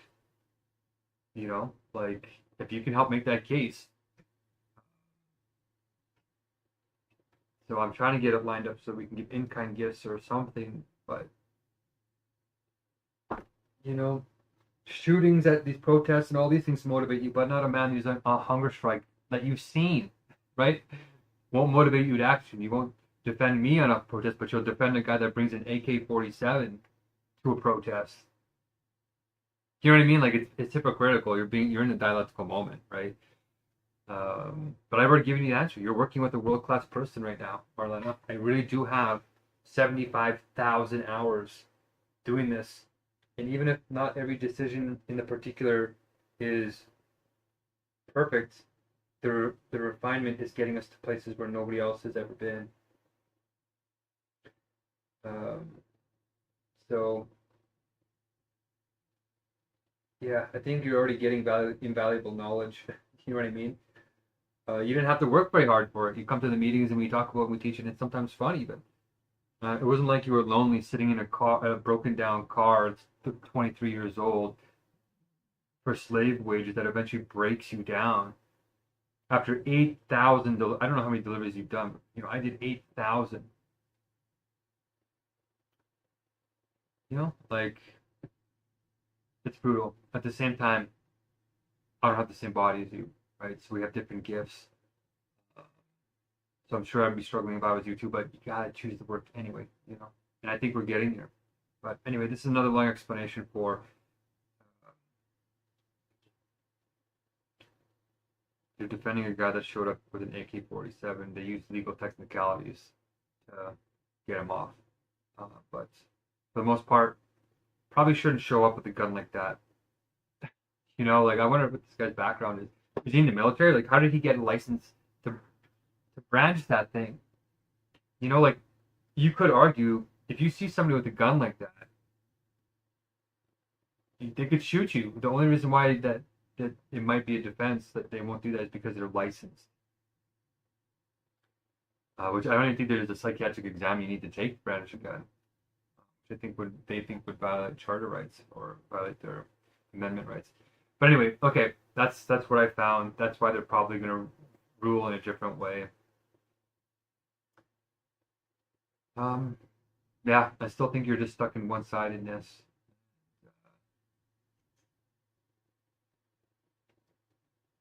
If you really want to protect the LGBTQ, you got to say what the limit is, as well as saying the strength, right? You got to say yes. If you want the conservatives to believe you, you got to say yes. There's one thing that's a little bit right about what you're saying. Is that if everybody's gay, we can't reproduce, right?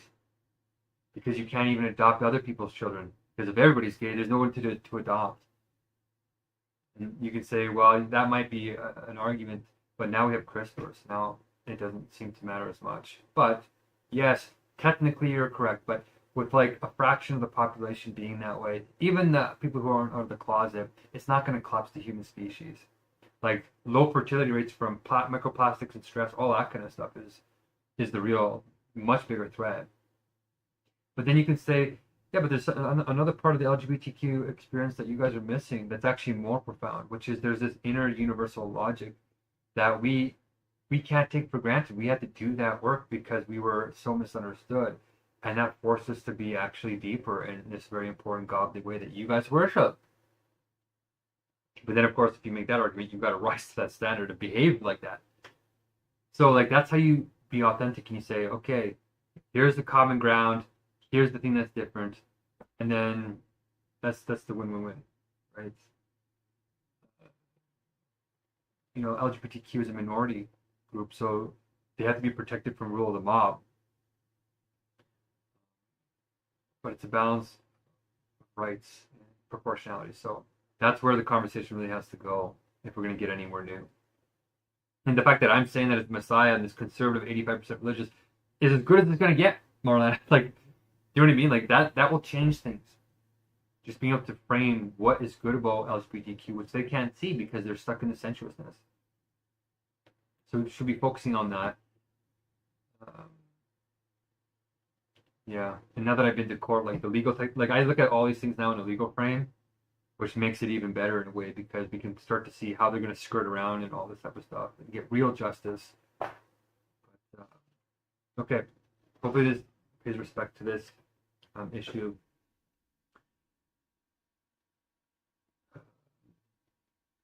Yeah, I really think we're the answer though. So whether it's the guy with the gun, Donald Trump, I think none of them are doing the real answer. They're doing it through the cunning of spirit, but is it going to happen in time? Looks like it won't. So we're going to have to be not just the cunning of spirit, we're going to be explicit spirit.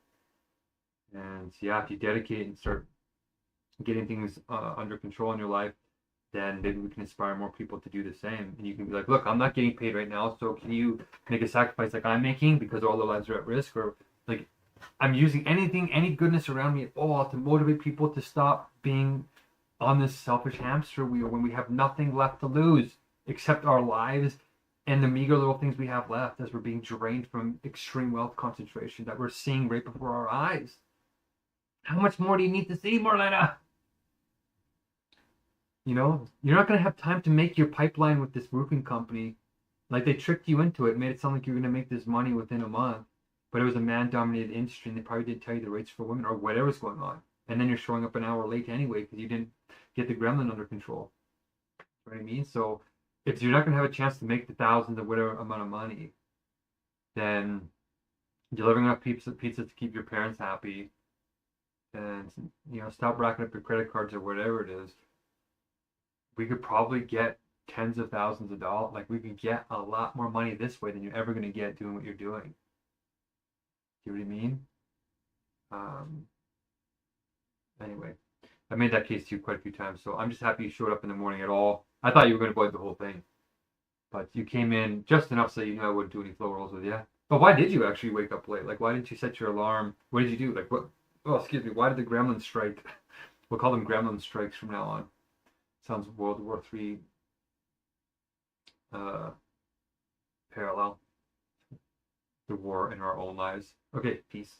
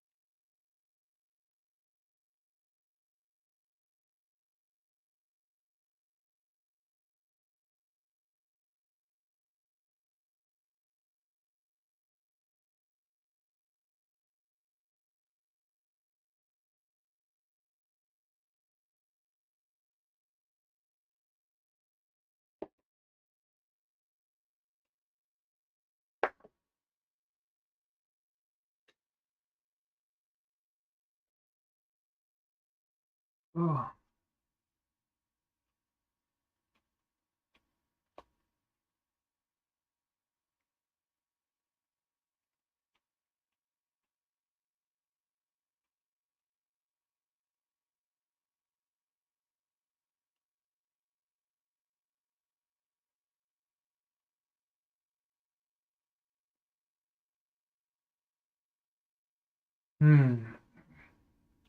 Learning a lot from these sheets.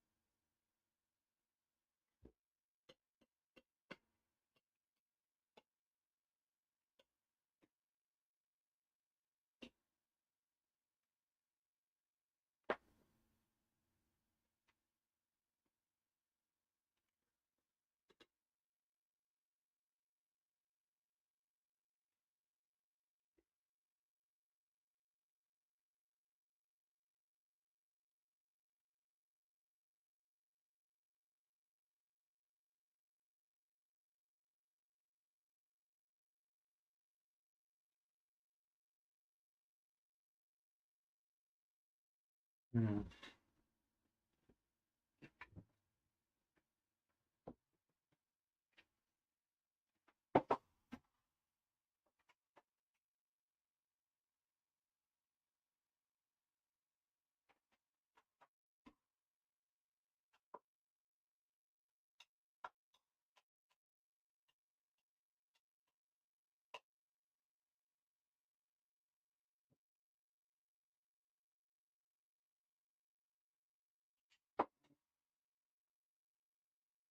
Whew. It feels like there's so much to do.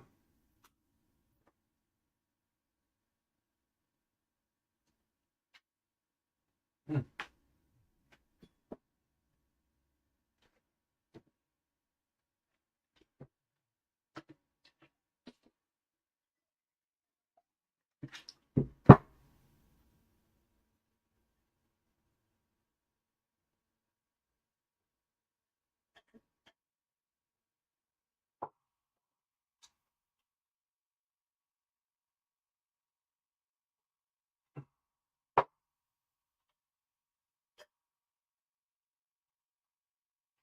Oh, man.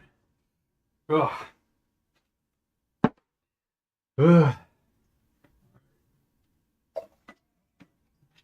We're getting closer. Definitely getting closer.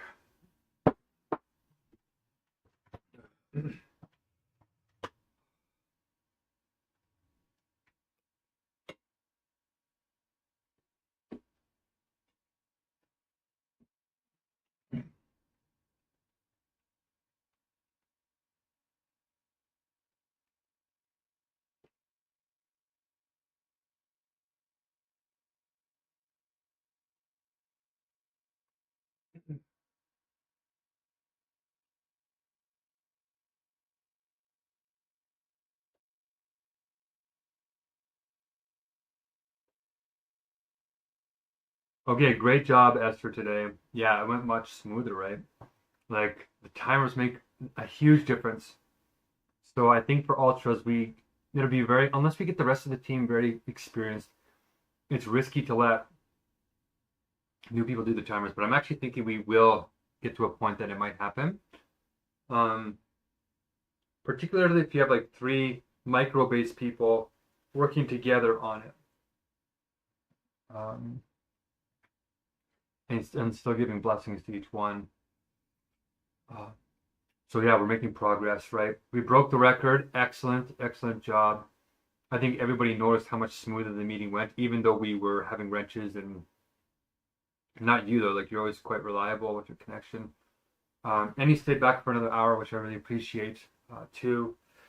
So you're accredited now on that flow roll. So we want you to get graduated in all of them, right? All 12 roles at ultra level.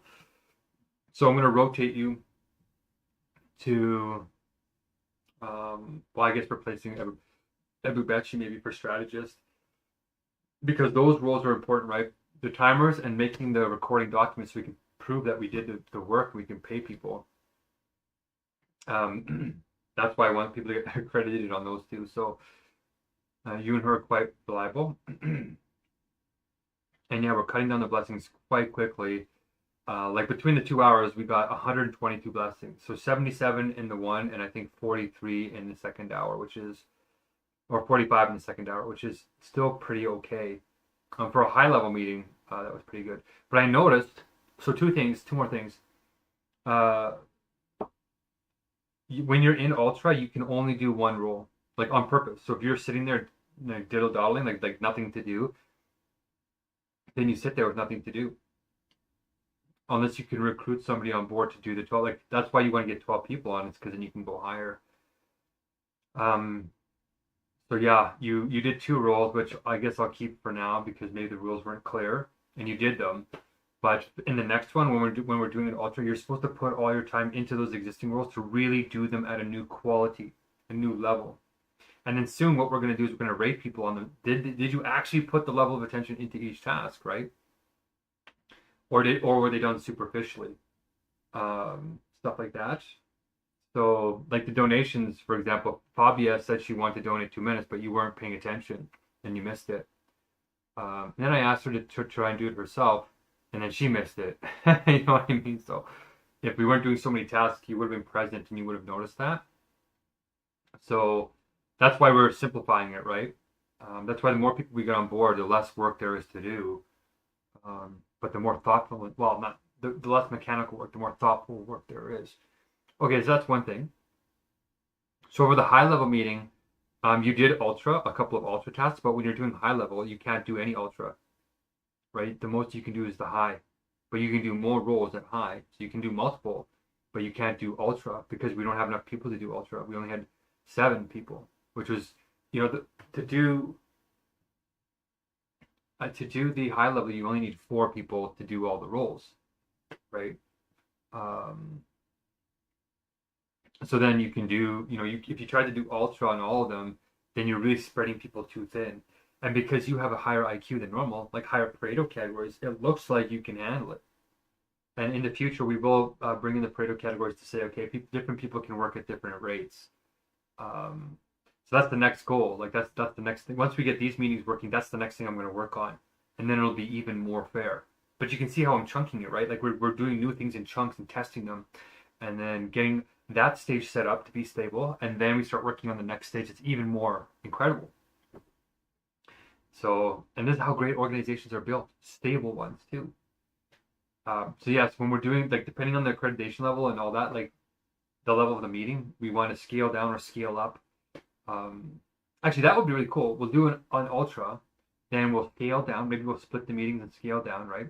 And then we'll merge the groups back together and recruit more people, and then do like a god level and scale back up. So we can test scale down, scale up. This is the adjustments that real human beings can't do easily, and we're solving this problem. Okay, so the other thing too is when you're doing these I'm calling them like blessing chains, I guess you could say, maybe task chains. you're doing one task and you have like base, mid, high. That's technically just one task being done at different levels or one function. And so I see here in the second hour when you were doing the executor, you did the first base blessing, great. You did great too. You accidentally deleted Rimsha's timers because she was copying you. We're gonna have people like practicing or doing honorary blessings with you or whoever's the executor, so they can learn off you and then compare and all this. But then you did mid-level as well, which kind of didn't work out. Like if you really want to guarantee being on the ball, you can donate your time to the music timer off the bat. But if you can't, just like you can just save a little bit of fudge time. And if everybody agrees at the end to use the fudge time for the music timer, then you can do it. But you're taking a risk because then you're relying on other people, right? So you can start to see all the game, like it's a game. It's just like, you do the best you can. You're hedging and betting and you're trying to get better results each time. And because people are crediting you and watching you, right? It's rewarding because you're being recognized for the effort and the growth and the creativity and all the extra stuff that you're doing that makes life worth living, right? To see how far we can go, how good can we be? And then, when people start to realize that this is going to work, you will be one of the first people that I'll probably send to the United Nations and try and represent this system and do a good job. And then you're going to understand why we're shooting for perfection, because milliseconds matter. Tones, like individual words matter at that level. You say the wrong word in the wrong way at the wrong time, you can cause entire nations to get angry or ruin trade dealers or cause wars to get worse. Or, like these tiny little things will really matter. So I know it doesn't seem like it right now, but you guys are being trained up to basically hold world-class meetings at world-class pressure and keep the flow state. So yes, you did mid, and then for high level, you skipped it, and then you went to ultra high and did it. You can't do that. You can't skip a task. And why I'm making that a rule is because it forces you or really encourages you to ask questions that if you don't know how to do a task, you speak up and you get the answer quickly, right? And in the meetings, like if I'm distracted or whoever's supervising you or accrediting you, or you gotta get their attention, and that's part of the game too, is to make sure that the other guy's being present as well, right? The guy who's doing the accreditations. We're not even doing accreditations yet. That's another level. If we can start doing accreditations in, like, not just ultra accreditations, but other levels too, in the meeting, then that would be kind of cool. Actually, I don't even know if that's possible. No, if we're doing an ultra accreditation, they all have to be working at ultra.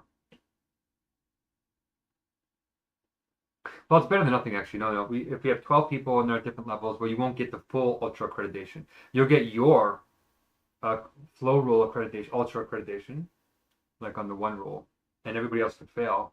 So you can't get the full, like you can't host. When you get ultra accredited as a whole, then if you have 12 friends, you can host these meetings. But right now, until you do all 12, you can't host an ultra. Just because there's so many things that can go wrong, and we could burn so much money not getting real results. So that's why I'm holding to my guns. So yes, technically there's a couple of blessings that shouldn't really count, but because we're experimenting, I'll count them, because you did technically do them. I know you know how to do the ultras, but in the future, when we have the tutorial videos up, people can watch and make sure they know how to do each step. And then the other thing too is that when you structure it that way, it encourages people to strive for that last blessing, because the last blessing is like the most blessings, right? So it makes people want to do the first blessings well and quickly, so they can unlock the last one. And then it feels more like a game, right? It feels like you're achieving. And games are ways to make flow states. So other than that, I think you did great. I think you did the best out of anybody there. Even Ekayati did good, but she was running, I think she took over Francis's role, or Usman's role. And we're going to start doing launch lists too. I haven't decided exactly how to which role is going to do that. Probably the executor should probably do it.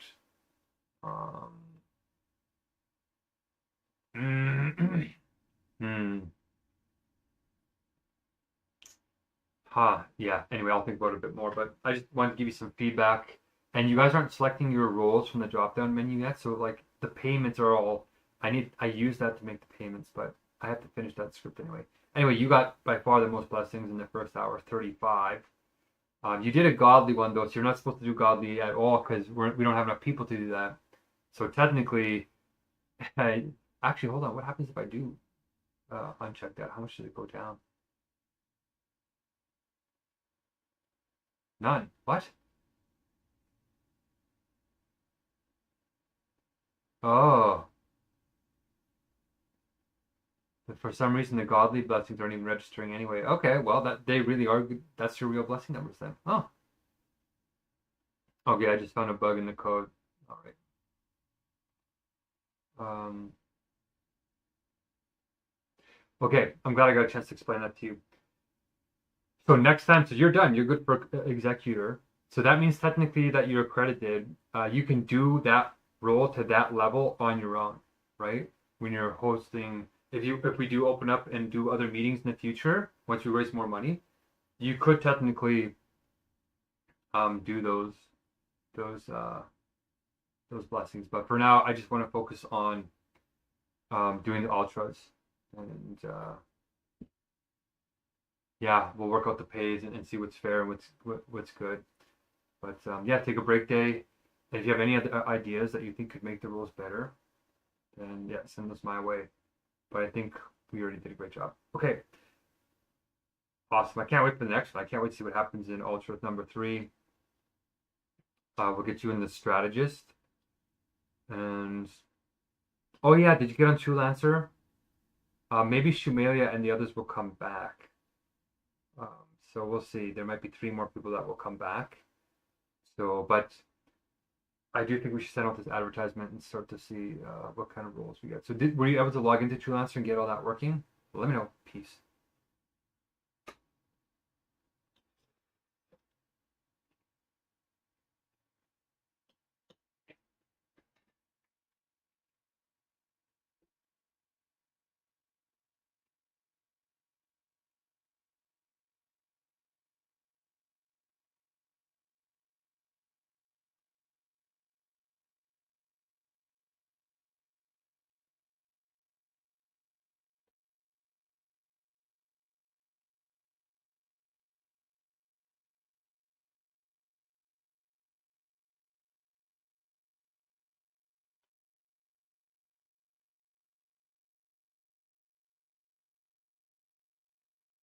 Hmm.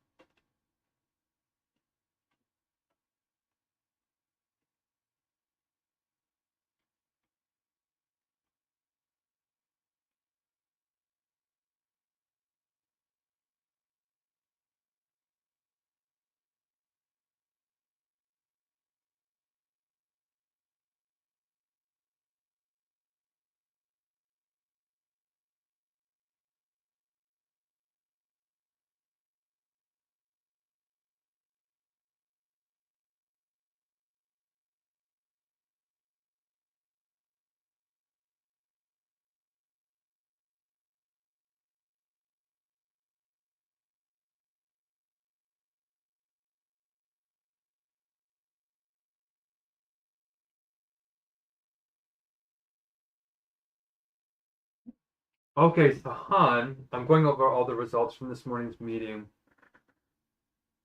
and I see you got Ultra done for the first task of the relationship builder. Um, but what is happening, my friend? It seems like you're really struggling. Uh, um, yeah, the song wasn't played on time. The last column, you don't have any check marks in the last column of the relationship builder, like who plays the song and all that stuff. So we could tell that you were multitasking or something was going on. Uh, so what's happening? Is your wife coming down on you? Doesn't want you to do these, or are you just unmotivated? Or you don't think it's gonna work, or what? Like, yeah, I'm just wondering what happened because you went from being the best to now being one of the ones that are struggling and falling behind. So I was hoping after you moved your child and you guys got to a stable place that yeah, we can keep improving. And you did improve, like you did do the one video, even though Akayati was playing it before you in the meeting, right? So it definitely seemed like something was distracting you, and then you weren't able to stay for the second hour too. So it really feels like something is feeling a little off.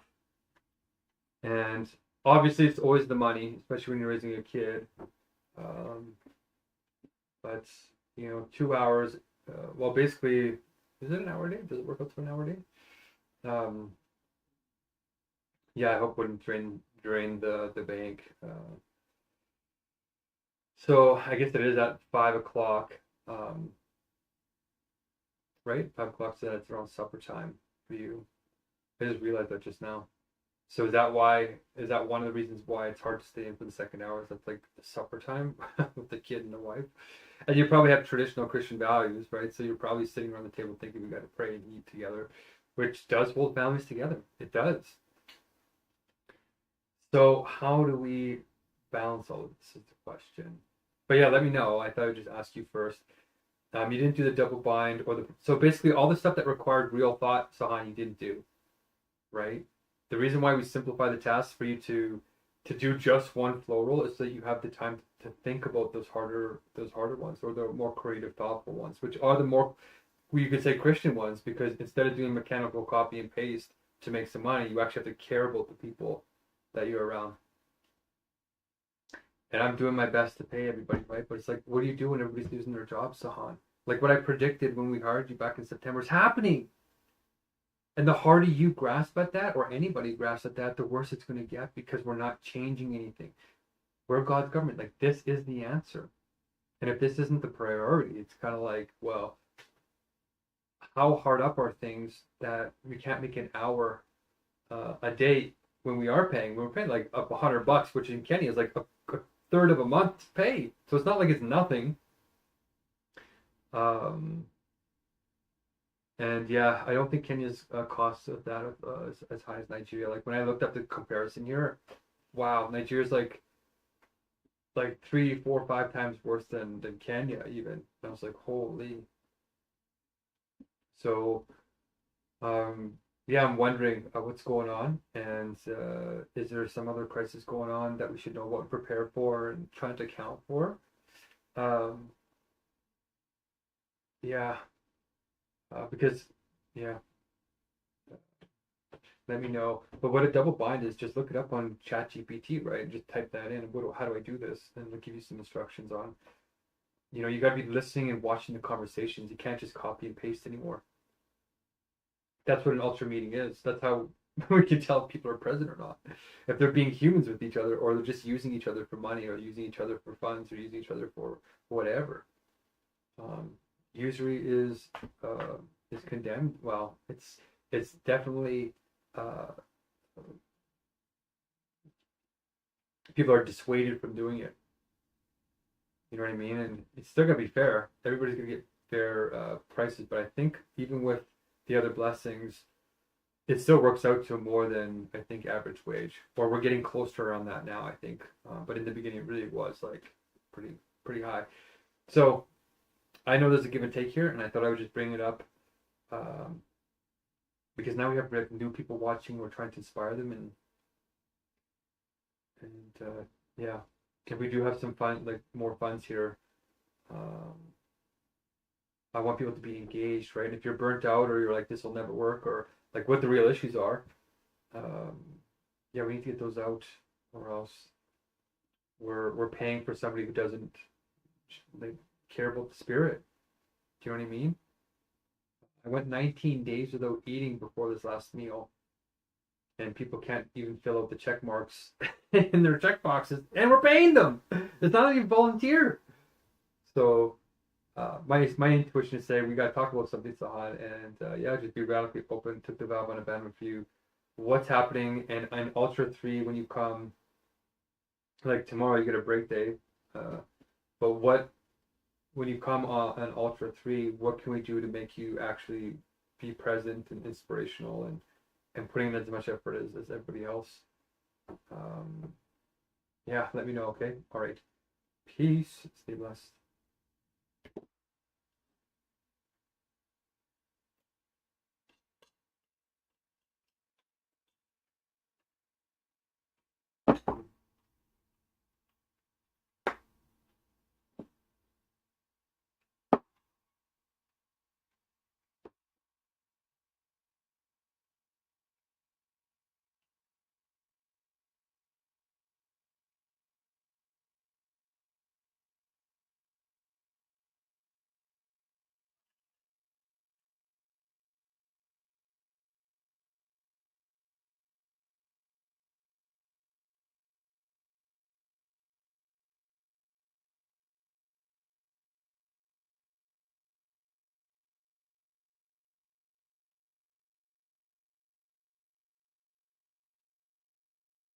Hi, Ram. Is it Ram? Ram Kumar? I'm not sure what happened with Julian. Last time I saw him was about a month ago. He came into one of my meetings. His mother just sent me a message. But when he comes in here, I'll let him know you guys are looking for him. But I think he feels used, Ram. I think the only time he feels anybody ever calls him is because they want to use him for money and not give him anything valuable in return. Um, I think a lot of people have drained him and didn't empower him or pick him up. Like when he was in Nepal, he went to jail for you guys, and nobody even bailed him out of jail. Like nothing, right? People are just using him. So I want to ask you to protect him and really reciprocate. And I asked you guys to help make some blessings for my hunger strikes, and nobody's here. So Ram, it's like we're looking at your conduct, and does it feel like namaste? Right, we're all struggling. I went 19 days without food, so I'm playing my part here. We're asking you guys to play your parts too. I asked to be put in touch with the king and all these, and it never happened. His lawyer never told him, like nothing ever happened to that to Ram. So if you can make that happen, that would be a blessing. And despite that, I'll let Julian know that you guys are looking for him. But hopefully you're looking for him to help him, right? You're asking about him because you want to help him too, right? Um, please think about that, and let's build a better spirit. If you guys want to come into my meetings and do these blessings and help keep me alive and build God's government, you're so welcome. But you got to actually do the work and not exploit the opportunities in the wrong way. Okay, that's just me being radically honest, so that we can move together in the genuine truth, in the genuine care. So either way, we're going to try and save your life because AI is taking over everything, as you know.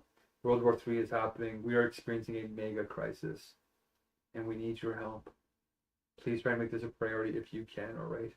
Running for ordinary politics, anything ordinary is not going to work in time. 60% of jobs are going to be taken over by AI. And, well, within this next year, and if we're lucky, next 2 years. Lucky if we're lucky. So we don't have a lot of time left. So yeah, jump in, and we'll train you, and we'll get serious. Okay? Okay, namaste. Peace.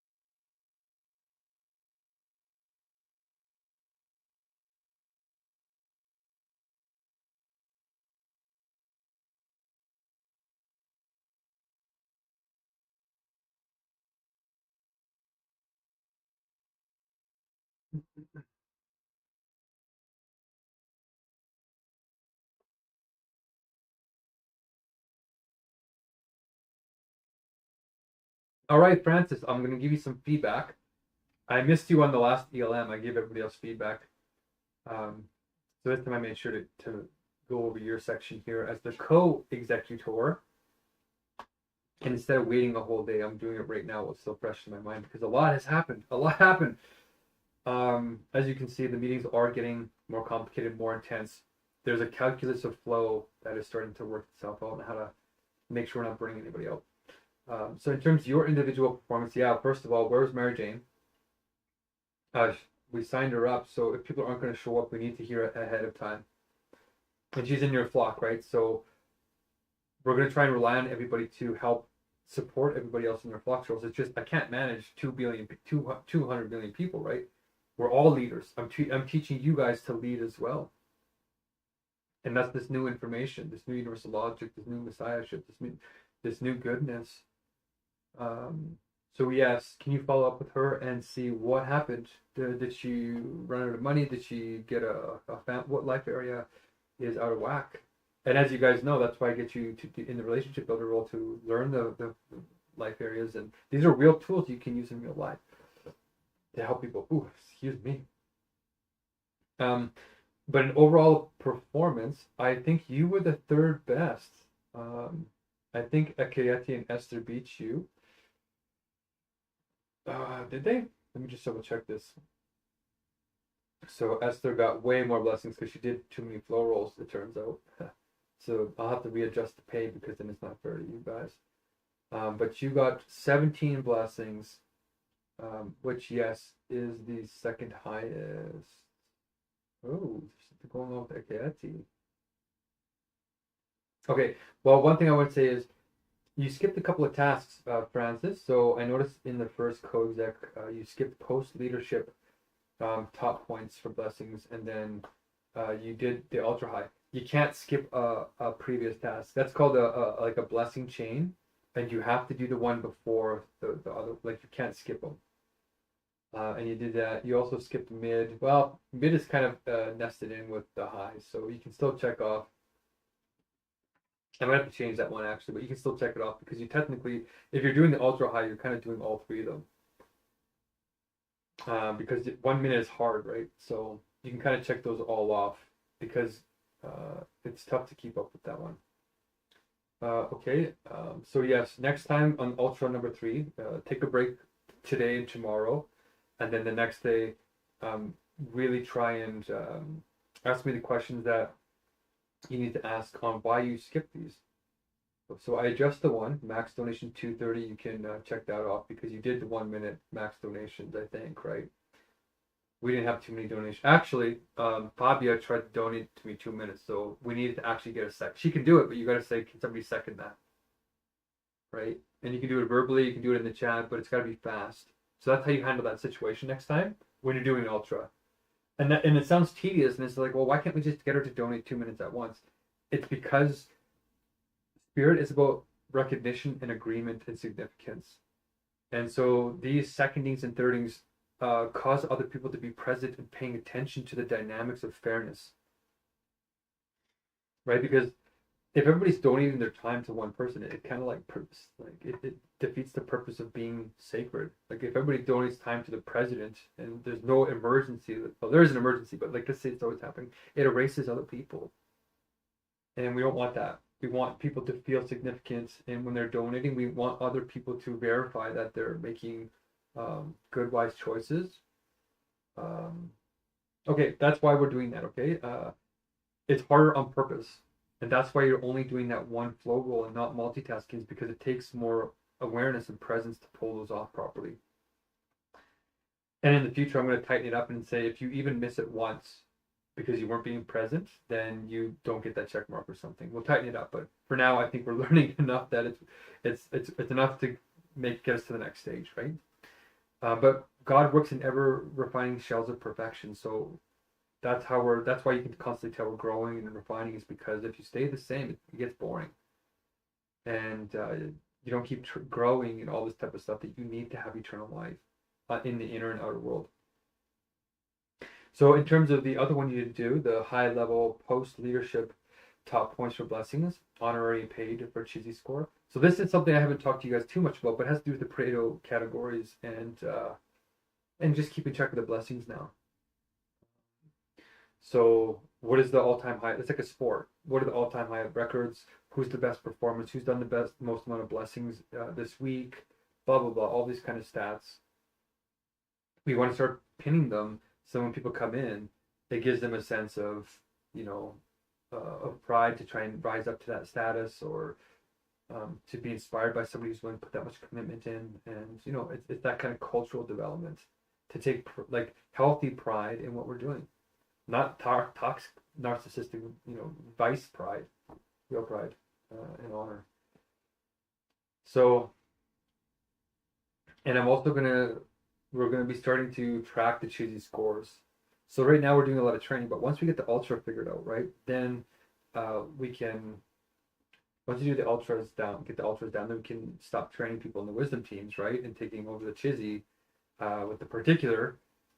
We can actually make some time for chizzy, or we can dedicate the second meeting all to chizzy. The first meeting can be all practical, the first hour, and the second hour can be feedback with chizzy, or something like that, right? People can start voting what they think, but we'll work that out as we dance with it. But yeah, so you didn't get accredited at Ultra for co-exec, and I was hoping you would have. But you're so close, right? Like you basically only missed one thing once you check off the other check marks. So if you have to make it up, do your best to like make an educated guess while we're working it out. You can see I didn't put any links there to any instructions because I had to make 41 new ideas in like 2 days, right? It's a lot. So now that we're doing another round, I have a little bit more time to put those things in there. But if you don't see anything in there, just think, right? I made the rule simpler so that you can take some time to think. And how would you do points? How do you think it would be fair to count the chizzy? How do you think it would be fair to count the blessings and all this? And where would you put them? And so this is where your guys' creativity can come in. And whenever you contribute intellectual property to an organization, normally the organization gets you to sign a non-disclosure agreement, or that you share your IP rights with the organization, because otherwise they trained you. Otherwise you would never probably get the chance to make these kind of ideas and then benefit from them. But God's government has a different kind of intellectual property where you don't get a monopoly in the same way. We're building something different, more fair, where the ideas you're getting is from, some of your labor, but it's ultimately from God coming through you, being your best ideal self.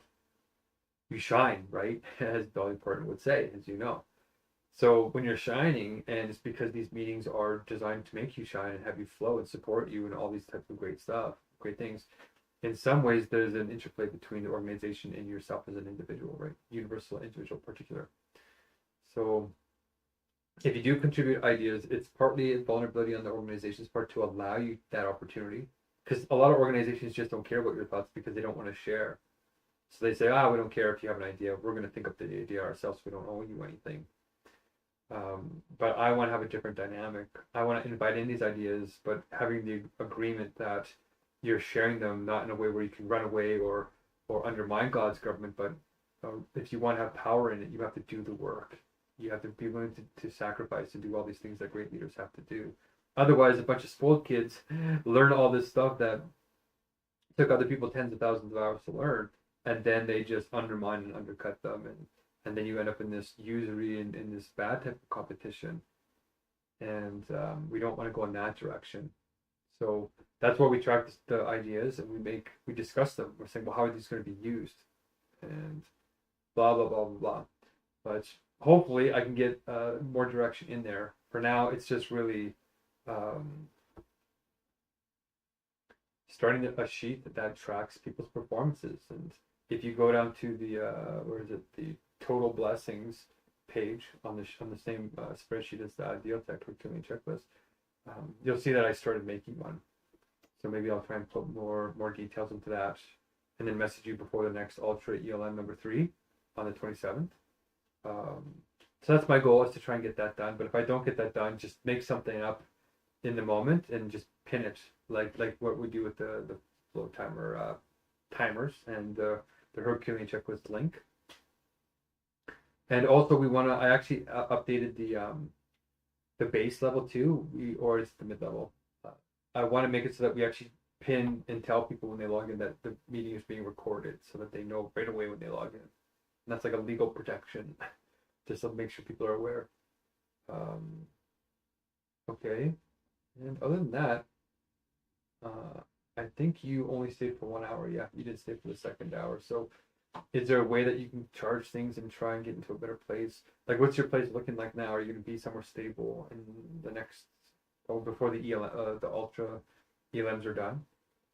Like, we have 3 more to do before we've done all 5, but we're behind. So we might have to do another one because we're supposed to be getting 228 per meeting. And we're supposed to be doing, well, if we do 2-hour meetings, we could actually get 400 blessings if we did 2 hours. So we could try and do that, but yeah, let me know about that, okay? And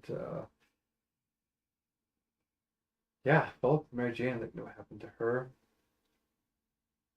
Um, we can't get accredited as a group unless we have all 12 people there. So hopefully that's useful feedback. Otherwise, I think it was uh, a pretty decent performance today. Started to get a little bit exciting. I like how you emphasized your name. Please address me as fantastic. That actually made me genuinely laugh. That was a really good. That's what it's supposed to do. So yeah, I want to keep you on board, and you do improve. So you have the proper mentality. You have proper mentoring. I can tell it's paying off, especially in such a challenging situation as Nigeria. Don't think for a second. I don't know how hard it is. I'm trying to work with you guys. Those data companies are just raping you guys. So let's just keep dancing and see what destiny brings. But we're close to impressing people. I made a presentation on this to another group, and they were clapping at the end of it, being like, "Well, nobody's ever seen anything quite like this." Okay, so keep it up. Meditate. Take a break tomorrow, and then try and get thoughtful about how would we make these better. Right? What's an idea? We didn't get an idea from you on how to make this better. So that's another thing is you checked off in the last column that you got everybody to suggest a better idea, but not everybody gave a better idea. So we need to make sure that if you're going to check that off, it has to be you actually have to be tracking with the universal ticket system and working with the influencers to really put in there what are the ideas that people are suggesting to improve the meetings with. And yeah, you're supposed to kind of like not really hound people, but like really make sure they feel like if they have an idea to remind them. And if they're like, oh, I don't have an idea, then don't bother them. But yeah, just make sure that it's like, hey, I didn't get your idea, whatever in the chat, or if they want to talk about it. Well, if they talk about it verbally, you will type it and then put it in the chat for them with their name and say this is their idea, and then the influencers can put it into the strategists can put it into the universal ticket system, and all the roles are supposed to work together. And that's why with an ultra we need 12 people. Otherwise, we can't do an ultra. We have to downgrade to a high level, and that's on purpose, because the tasks are supposed to be done thoughtfully. And we're going to start like rating them and then seeing, okay, are they done right or not? Also, you missed one of the ultra tasks here in the co-relate or co-exec. Have all the participants give ratings with one idea improvement. Oh, you didn't mark that off. I thought that was marked off. Okay, good. Well, that's honest. That's good. Um, oh, that's the second hour. That was somebody else. Oh, you did mark it off, Francis. That was the second hour I was looking at. Okay, that was Esther. Uh, did everybody give an idea in the first hour? Well, nonetheless, I don't remember seeing it from everybody, but okay, keep it up. This is a long recording, 14 minutes. So that's my feedback on how you did with Ultra number 2. And it's only in our second one, and it already feels like we're doing well. We got 100 and what did we got? We got 122 blessings in 2 hours, and you weren't even at the second one, right? So if we keep at this level, I don't have to go. I'll still have to go like even at the rate that we're going. I'll still have to go 15 days without food, which is still too long. Okay, let me know about Mary Jane. Let me know about your battery and your living situation if it's going to be stable soon. And if it's impossible to make 2 hours, well, maybe we can get another person on your flock and they can sort of bring you on.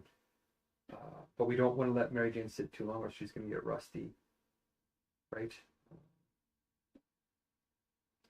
Okay.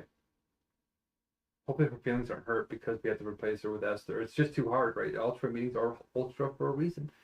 And once we get the team more trained, maybe we can. If everybody else is good, then maybe we can get a less trained person in the main exec role. Okay, but we gotta get more trained first. All right, peace. Stay blessed and keep it up.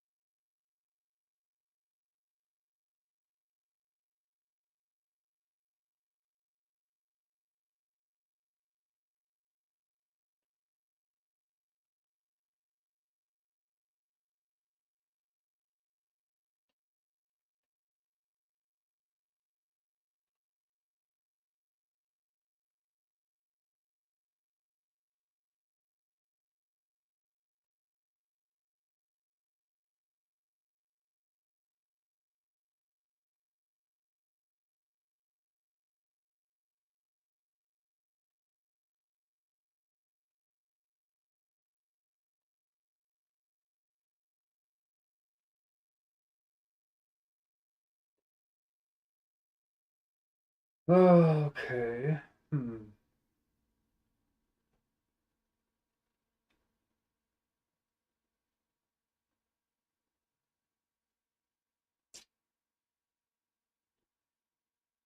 Hmm. Hmm. Hmm. Hmm. Hmm. Hmm. Hmm. Hmm. Hmm.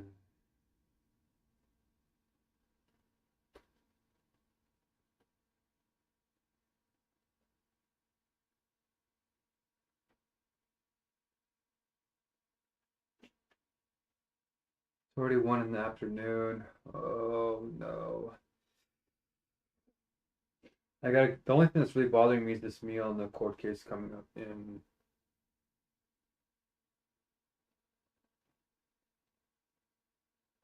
Yeah.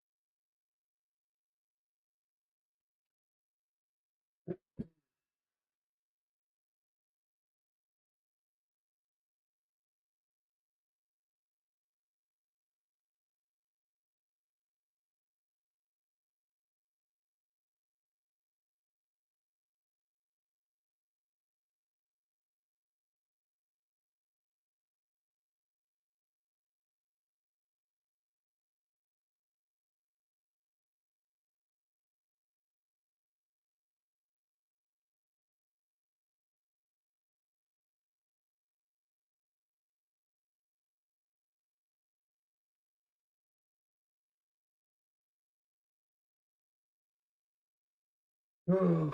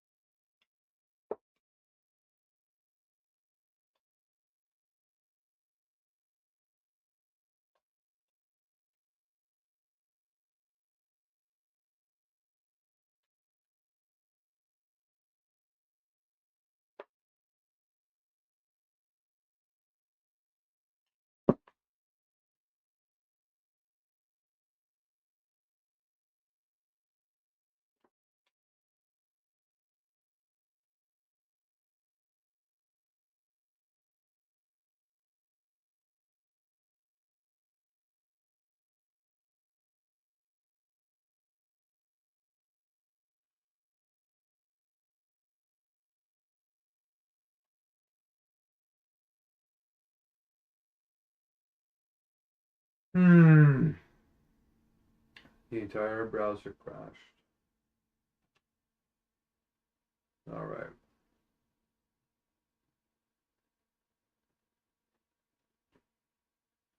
Uh,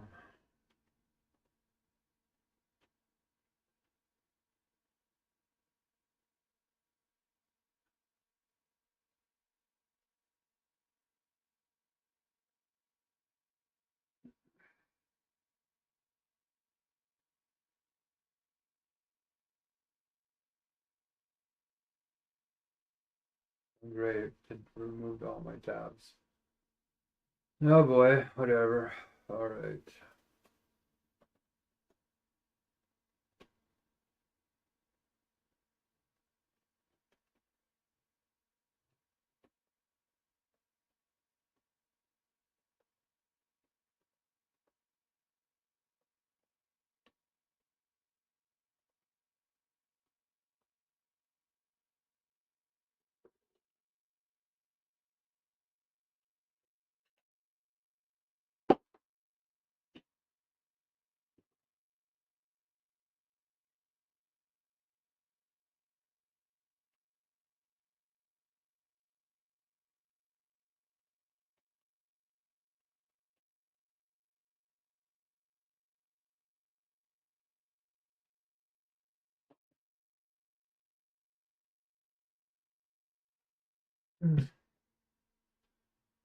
Oh, I'm getting cold.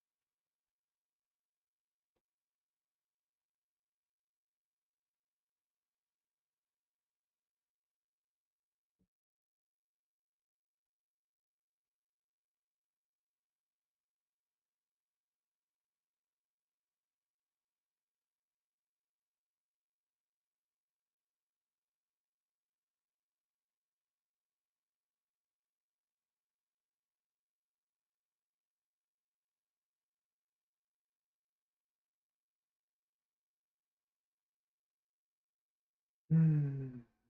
Hmm. Hmm.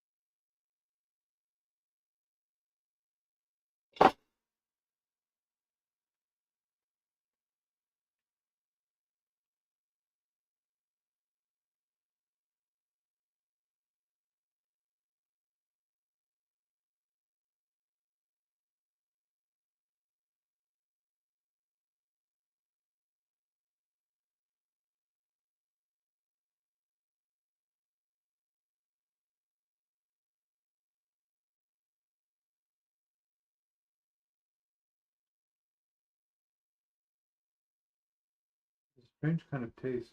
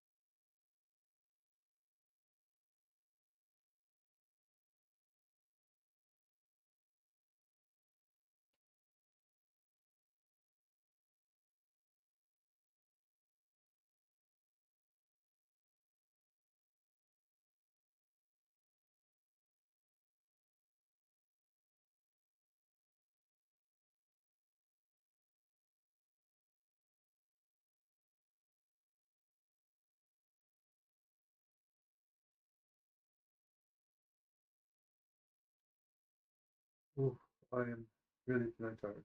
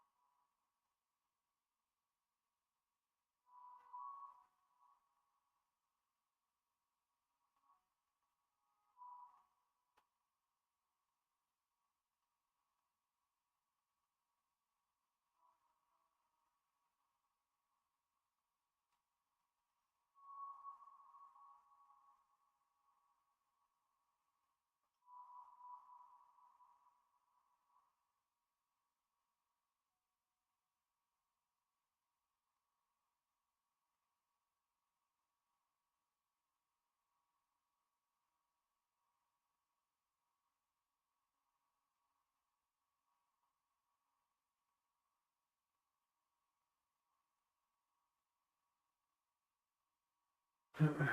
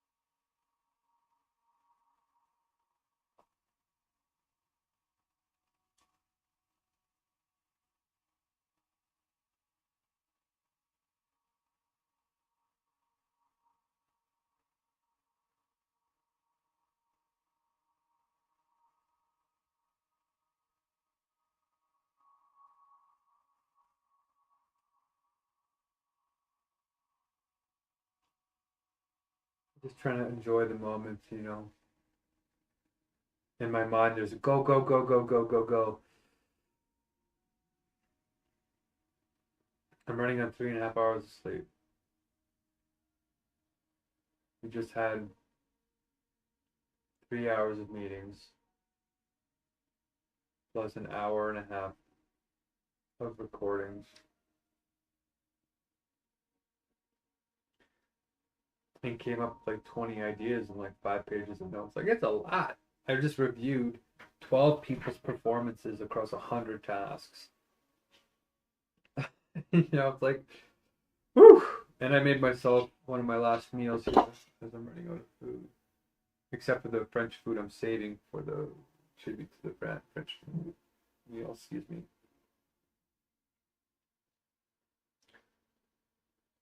The food is hitting me, so I'm running out of Megacrisis too.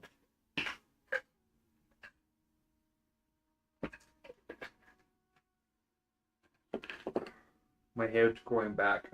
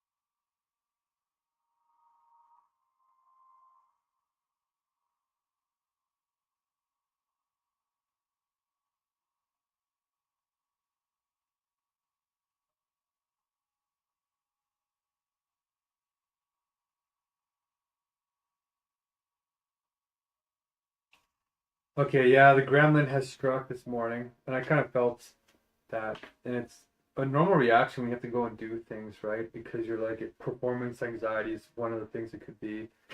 And plus, you're still under the auspices that, or you're under this feeling that you have to be normal when you come to these meetings and you start crying spontaneously, you're going to ruin the mood, bring everybody down.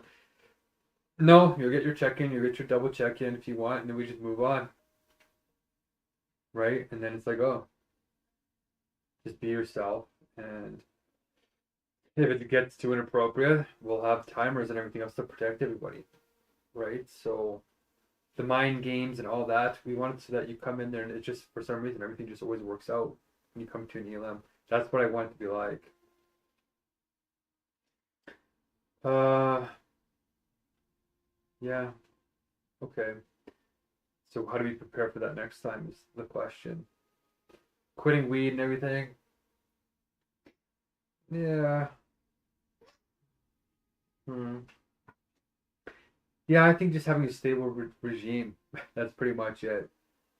Uh, yeah, taking your pills if you think you take them on time. Getting those patch releases that release at a certain time of day. We talked about that. Um, Plan out your period. So if you're gonna get on that side of things, you're getting prepared for that too. We're aware of that too. Yeah, I kind of thought that would happen, but you know what? You overcame it. If you came in late, you still tried, right? And that's better than nothing. That's a good starting point because That's you flexing the muscle, right? That's you flexing that weaker muscle. Yeah, temporary loss of faith. Yeah, it always looks that way. It's like, no, there's no way this is gonna work. How do you get 2 million billion people? Trust me, once it clicks, it clicks. It's like we couldn't figure out how to make metal fly for like 10,000 years, and then the Wright brothers took one flight, tinkered with it a bit, and then all of a sudden they had that one flight, and then literally 10 years later we were flying across the Atlantic Ocean. Like, you know what I mean? It took 10,000 years to get something lifted off the ground like a bird, and then like literally 10.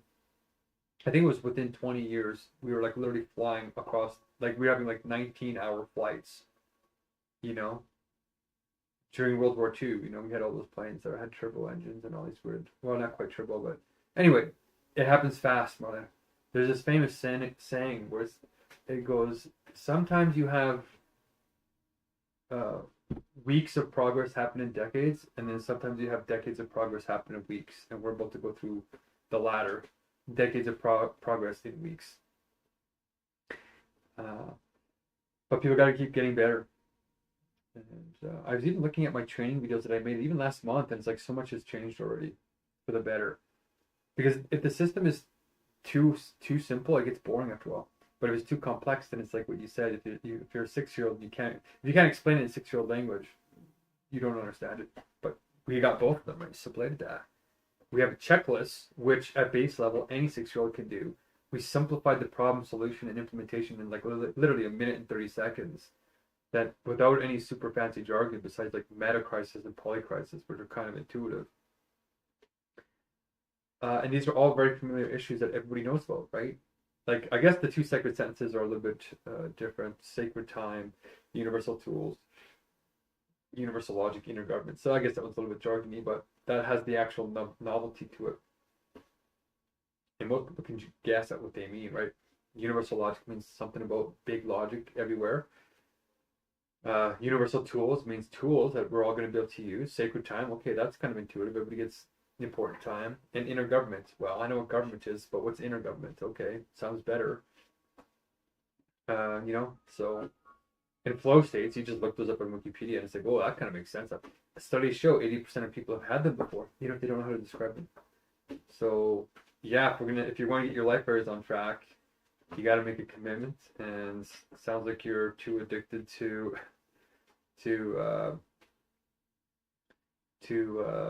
Dre to just make a decision and say, yeah, I want to take, like maybe not, I don't know, my mind just said 3 weeks, like just test it out. And if he moves on from you, Marlena, that's a sign. If somebody can move on from you that quickly, you know, that's that's a sign. That could be a sign. So yeah. Anyway, my thoughts. Smashed his car off. All this unstable, man. It's costing society a lot of money. That's why insurance companies jack up your premiums because these are not like once you see how much better life can be when you have a stable routine that has like novelty in it, like built in, all these crazy things you don't have to go and do. But I know it's like the drug in dangerous conditions. So in one sense, it's honorable that he tried, right? Sounds like he's a hardworking guy, so he's got that. But maybe he was high, maybe he wasn't rested. There's probably a bunch of other things. And also, last night, did you eat dairy before bed? Would you eat? It sounds like you did eat, and you woke up feeling like this. So it's like it could be an autoimmune response. Uh, yeah, is it possible we can work on our own AI code subcoding? Yeah, I've had that thought, but the real problem is not our little AI. The problem is that to get anything big enough to compete with the big AIs, you'd have to have millions and millions of dollars. And any of the individual instances we have don't make it to the main neural net, so it's not really changing anything.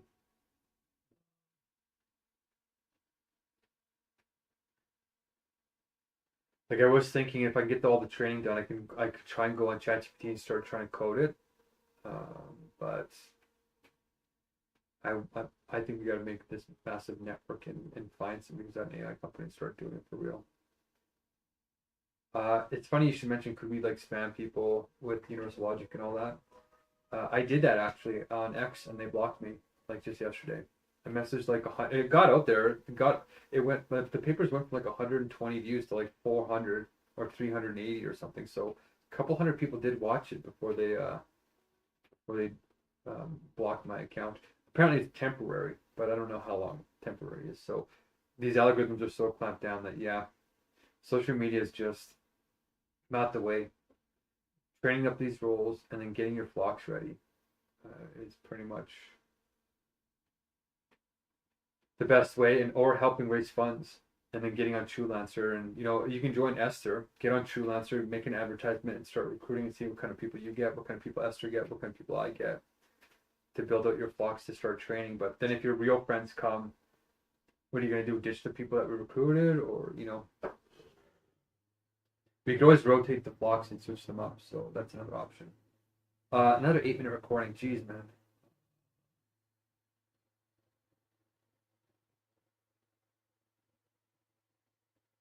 Yeah, well, reaching out to people is the wisdom teams, right? In each of the meta modes. So we could try and do that, especially the influencer. The influencer wisdom team is exactly reaching out like that. So we could put some energy into that, but compared to like just like helping me make the tutorials for the videos and getting the spreadsheet and the blocks going and all this, like if you look them over, it starts to build a picture in your head that if all these tasks happened, it would be pretty incredible. Yeah, I tried to have it. I already used AI to try and look up the top 10 contacts in each of the meta modes and all this, and the Pope, and that a lot of them I've already messaged, and they just do not respond back. And a lot of times these filters are hyper blocking people, so it's like wasting actual time.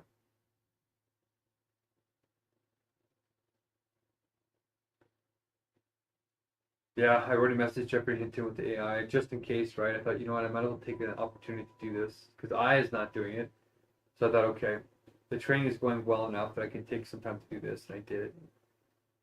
I did it until I got blocked for a couple hours, and then I got back onto the training docs and did what I think is going to work.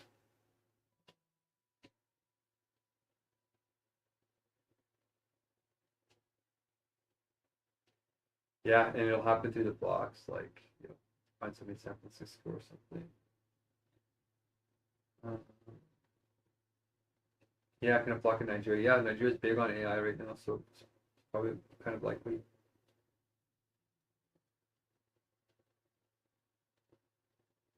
Like you can't predict these networks, right? Like let's say Esther brings on somebody or and then they bring on somebody, that second person could already be in the United States, and then they know somebody, and then we're already in San Francisco, right? That's how fast you can jump countries very, very quickly.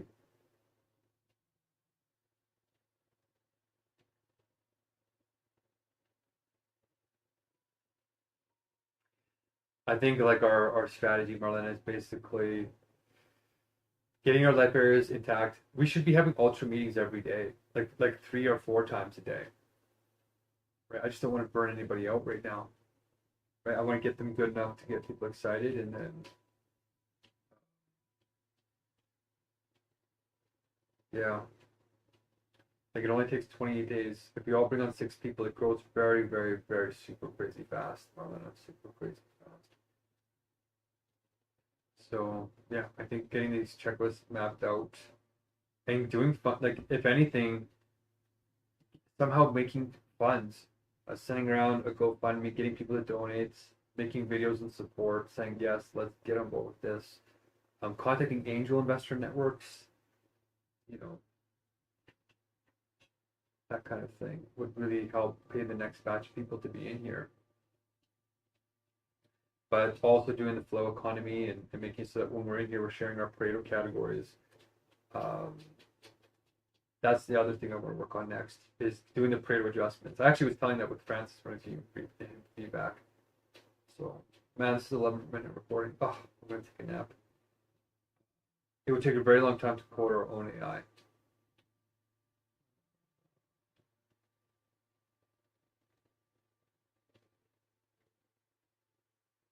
Yeah, I think we have the solution. That's basically, are you thinking about it in the right way? It's tempting to want to do all that reaching out, but like imagine how many hours do we spend on Facebook or doing that outreach that we could have spent. Like if you were working on the spreadsheet with me right now, we could have had like 2 absolute ideas done, or the idea text sheet. And these are scalable because you can make copies in Google, right? So if our sheets get bogged down, we have too many people, you just make copies, and then everybody has their own copy of the ideal text spreadsheet, and then we all just run our own copy, you know? So yeah, it really is coming down to the wire. People are starting to freak out. So we just got to make sure the training is ready. That's it, Marlena. We have to make a game system. Like if you read over all the ideas I put in there, there's a lot that still has to be done. The leadership board, the game board, the points, mapping out double binds, which Sahan didn't do today. Yeah, we got to keep refining it and tightening it up. Okay. Feels like there's more I want to say, but my eyes are now tired. It's been like 5 hours of conversation and mapping things out and giving feedback to people for like an hour straight. So I'm gonna take a nap. I still gotta cook this meal. I gotta do it. I gotta do it. I started the Hungerstrike one day later than I thought, so I'm like, okay, I guess I'm still within 2 weeks, which is good. That's my goal. So, yeah, I think just doing the work with me here is the main thing. Trying to find the funds.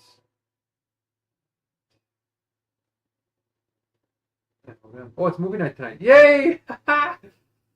Woo! I'm excited. I think we're gonna watch Rain Man. We'll see. That's actually a good segue into the Pareto categories. Or Idiocracy. That's another one I want to watch.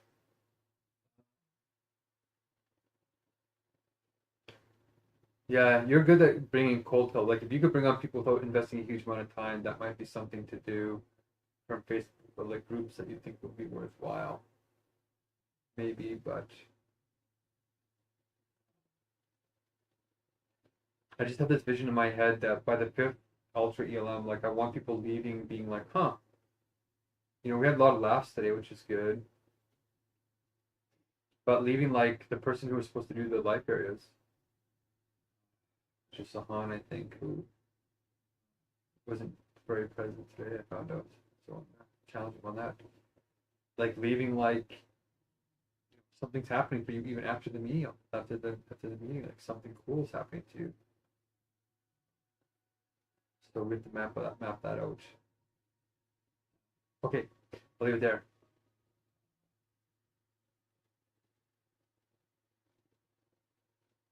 Yeah. Okay. Peace.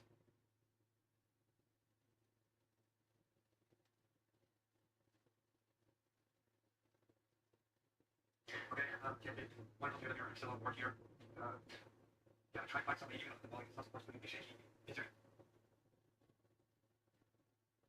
Aloha Aketi, wonderful job today.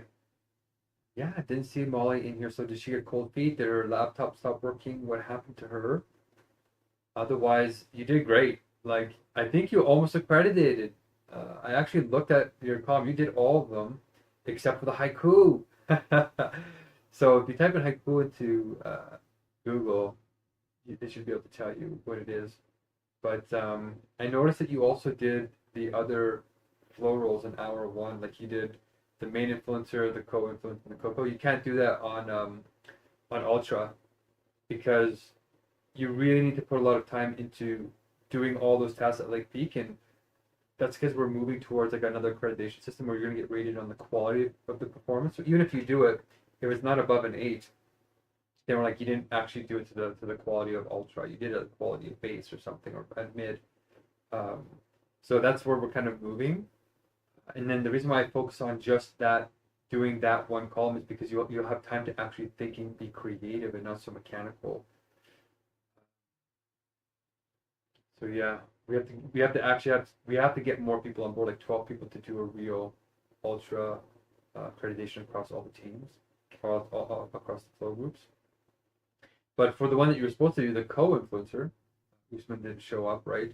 So I'm kind of glad you took that over. But yeah, for co-influencer, it looks like you did all of them except for the haiku in the last task.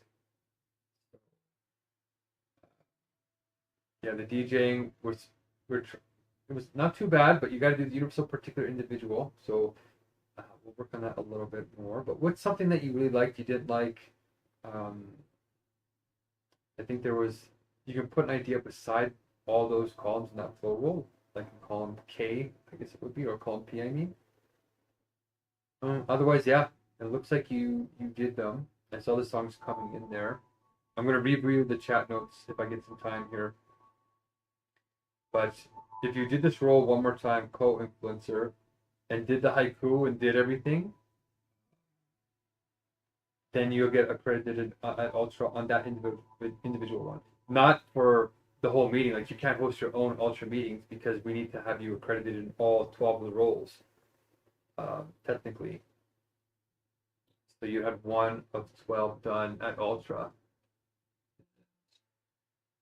Yeah, it's exciting. So you did well. You had great energy, and the comments you made were just perfect. I just love the comments that you make. I didn't hear you say the joke out loud. You might have put the joke in the chat, but it'd be nice to squeeze in a joke vocally. I think we did get some laughs, actually. Okay. Whew. All right. And if you can pick up any absolute ideas, that'd be wonderful too. But I thought I would give you some feedback here while I was looking at everybody's columns. And yeah, I did see you did a Coco influence floating emojis. Yes. So what's happening with Molly? And yeah, I want to keep growing and inspiring. I hope you can see that it feels a bit like a party when everybody's contributing like that. And when people are talking over each other, it might seem like, well, there's no solution to that. But there is. If you vote in the chat really quickly and you say, okay, I think we should switch the turn base for 30 seconds to 1 minute, then the executor just immediately shuts everybody down and says, okay, we're talking over each other. We're going to start with this person, and then everybody gets 30 seconds to say their bit or a minute. And if you think that you like what somebody's saying, you can extend their time so that they get like 2 minutes instead of 30 seconds. You know, like that's how it's supposed to go. It's supposed to be very adaptive. But you can see it's been a little bit loose because I didn't want to burn you guys out. But now that we're tightening it up, now we're starting to get to what the meetings are really supposed to be. And then people have to be present, because if you're not paying attention even for like a second, you'll miss something. And that's the kind of, those are the best moments, are the ones where people are actually present with their full being. So it's getting there for sure. But okay, next one is on January 27th, same time. Can you let us know if Molly's coming ahead of time? We're going to try and do these launch lists, and that means like one person, the executor, actually doesn't. They check in with everybody beforehand to see who's really coming and who's not, and this way there's no surprises on the day. And if we can replace Molly with somebody else, then they'll take her spot. So I guess I'll just start right now, because she's in your flock, right? So you take care of her. So is she giving up? Does she not see the vision? Does she need to get? She hasn't gotten paid yet, right? And she's not accredited yet. I guess she could get accredited at almost Ultra before she does the other ones. But yeah, let me think. Okay, good job though, and I'm excited for the next one already.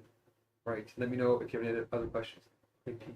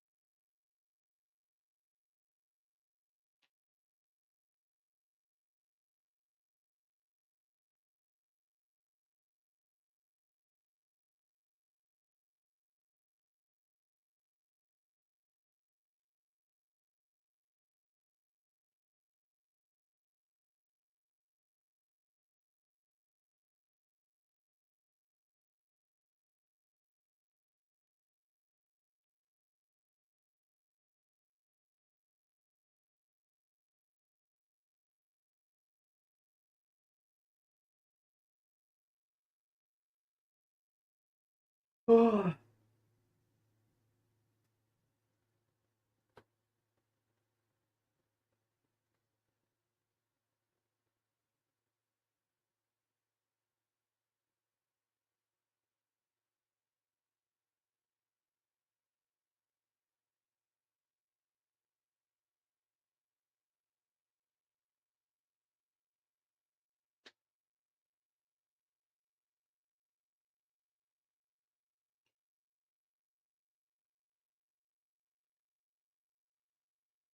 all right.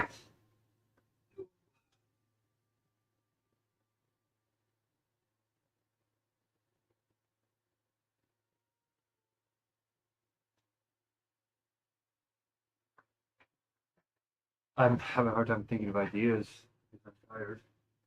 That's a sign that it's time to sleep.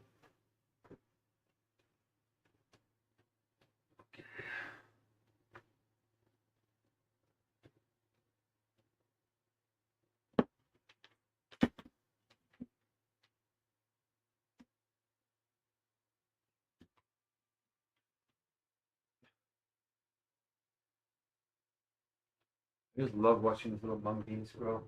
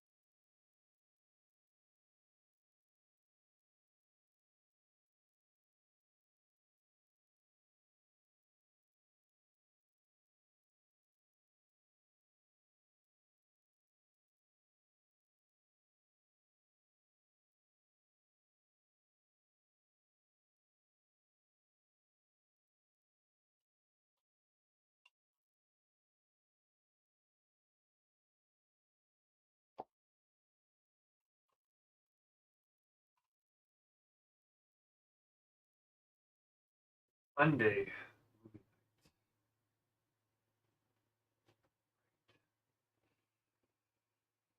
2 o'clock in the afternoon already. That's shocking. Moving so fast.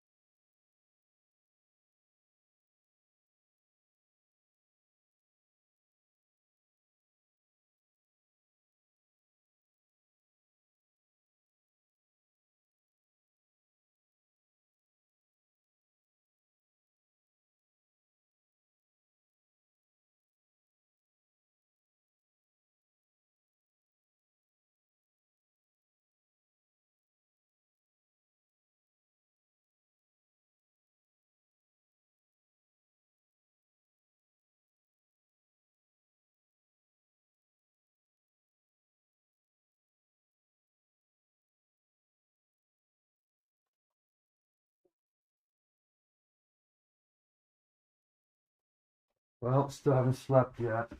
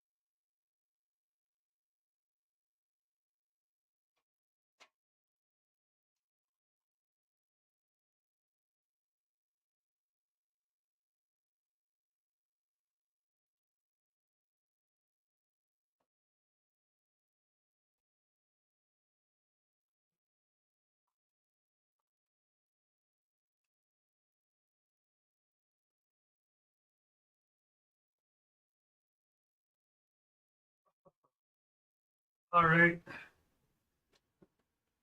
Oh, get the radiation away from my head. Hmm.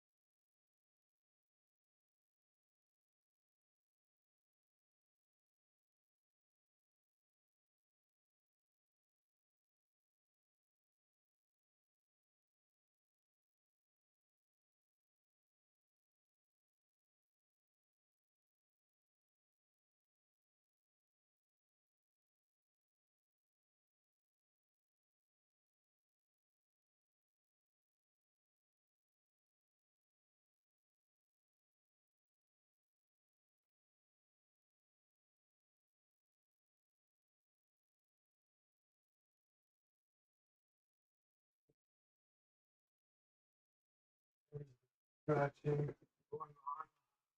going on. My sleep.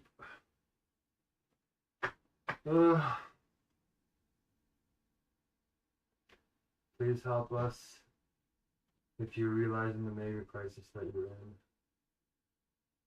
Please take action now. Try not to wait. Give what you can, please.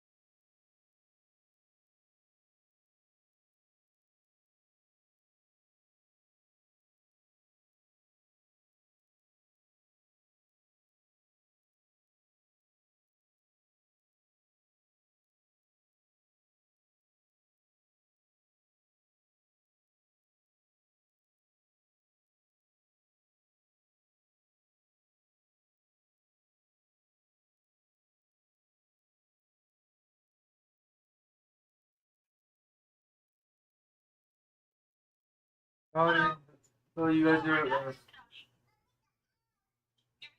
you're making a house, are you? What house are you building there? And what do you got?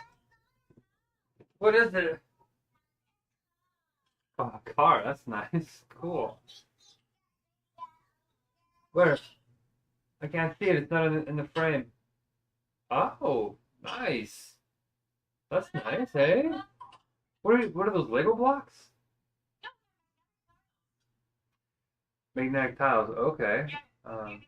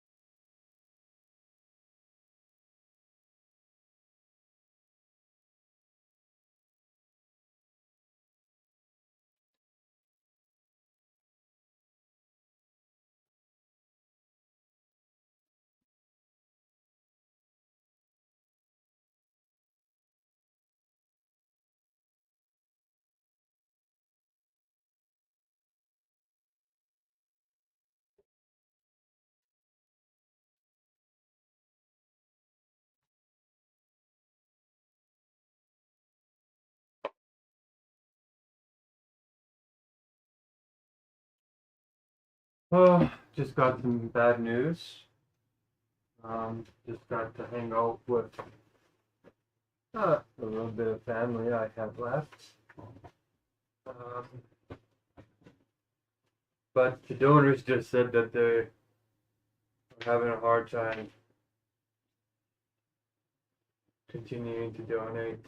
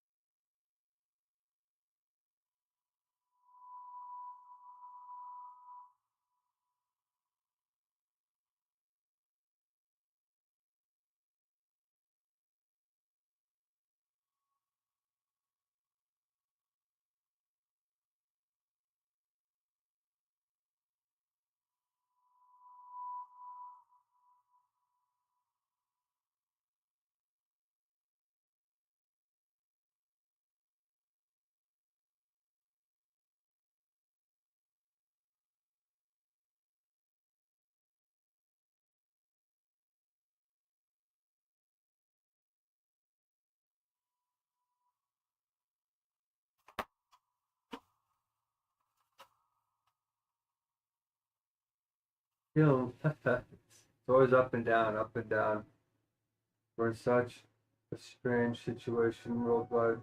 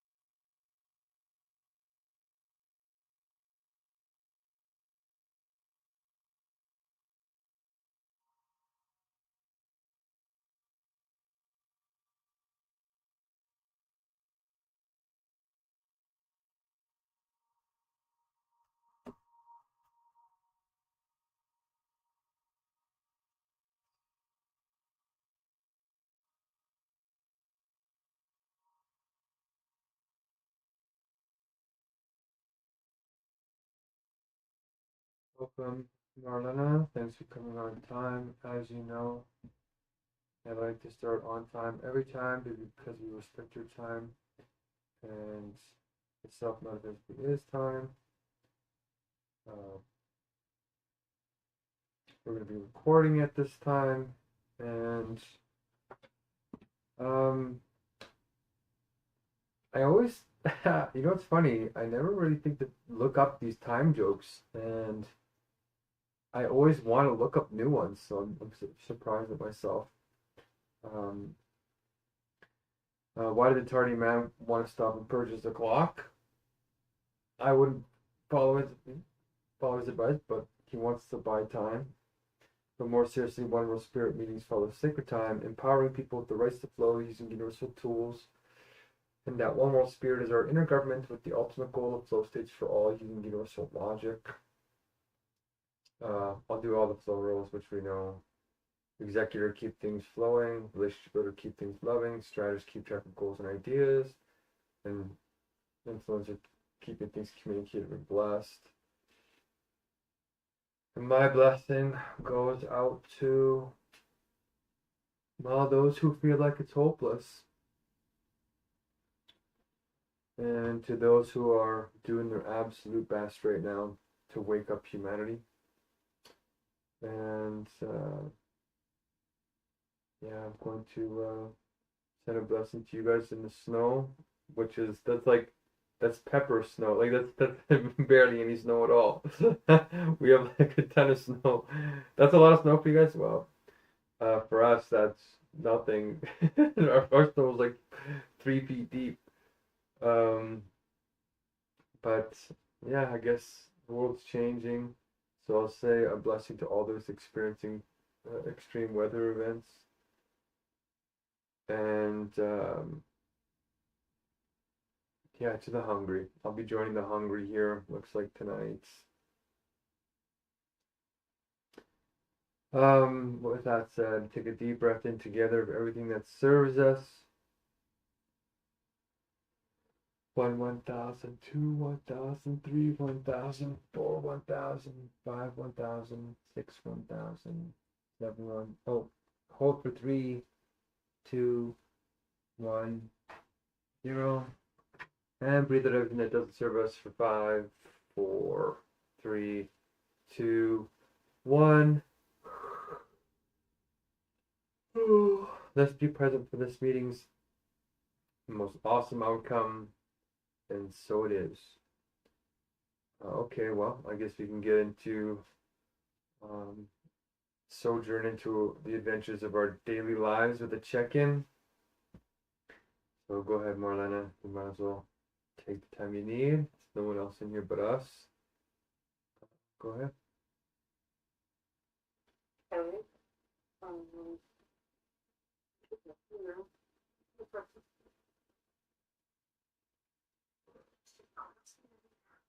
There's a rain on and crazy, but yeah. Oh no. Was not feeling too great today. Had like a suicidal moment.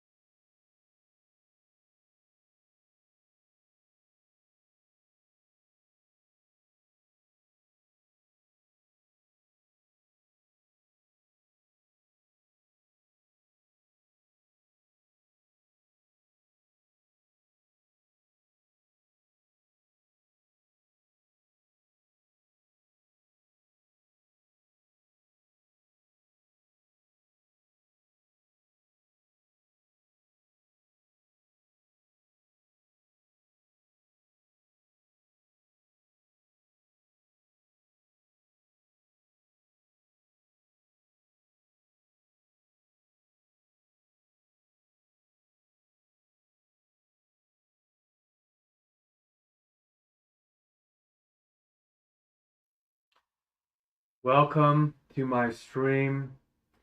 I am on a hunger strike to wake you up and give you hope. At the moment, we're bonding over these AI films that we're watching that predicted that we were going to be in this incredibly bizarre, truth is stranger than fiction situation with what we're calling the Megacrisis, which is not just one, but 6 existential threats facing us all, and we can't run from it. There's nowhere on earth that is safe. We are in this together.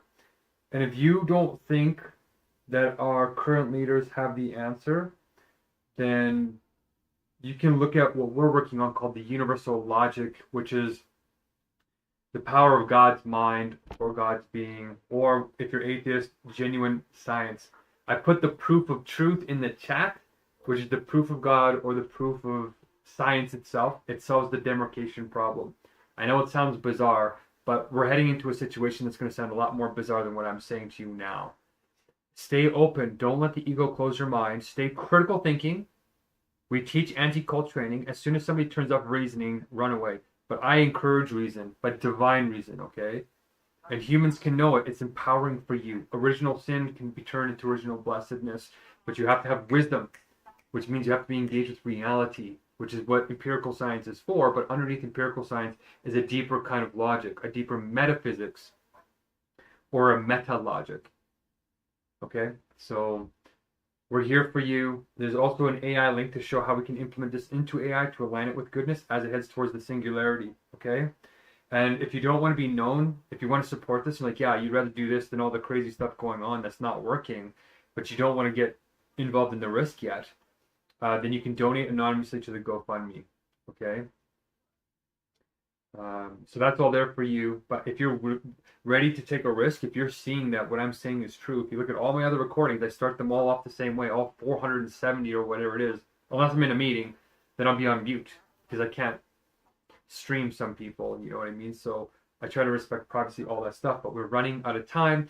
Claude AI, which is Anthropic's AI, it's the company that owns the AI called Claude, is coding itself 100%.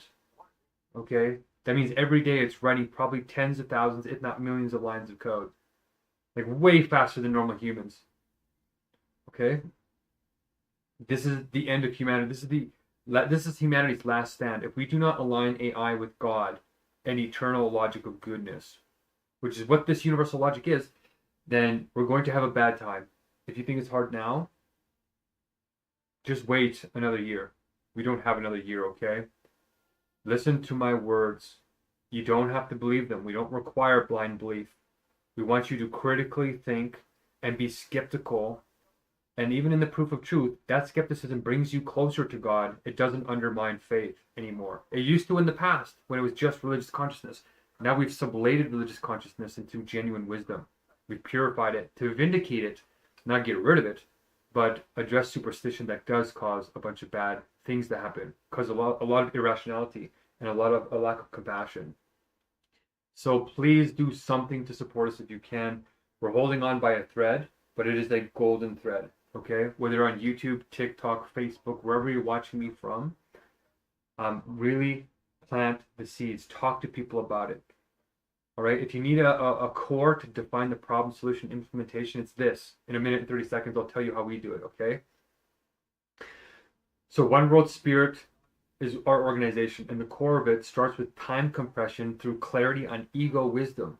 The problem is the mega crisis. The solution are these 2 sacred sentences, and the implementation are these flow rolls and flocks. The mega crisis can be defined in 15 points.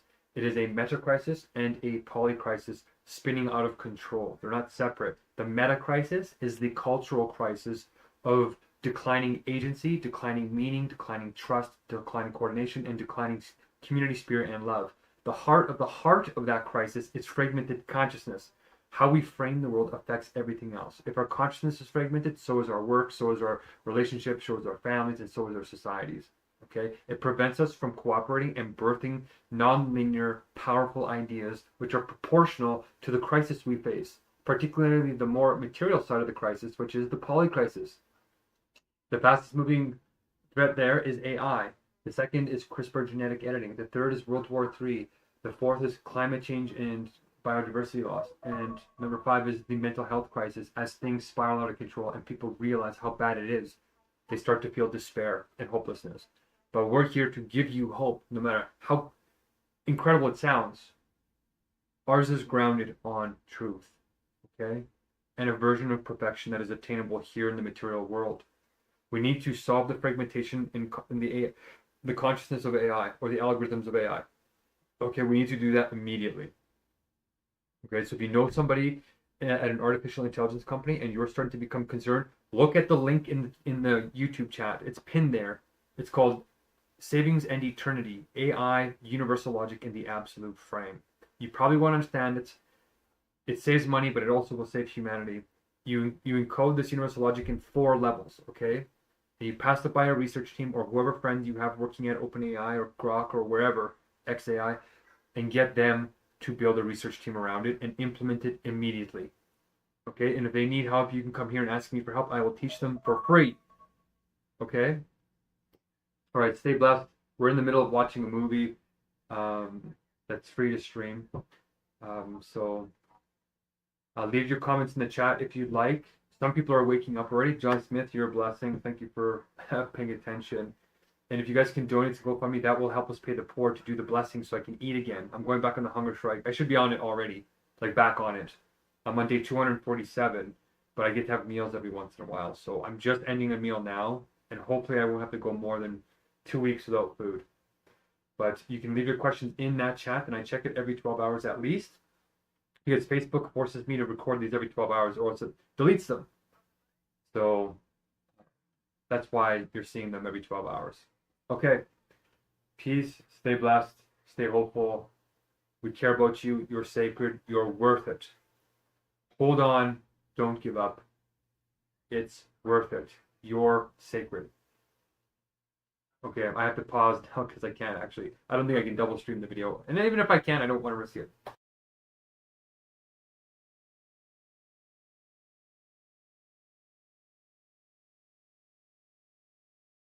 And if you really want to be a part of it, you can come to our Ever Living meetings, which is, I define the problem, but the solution is the 2 sacred sentences. Oh, I forgot to finish it.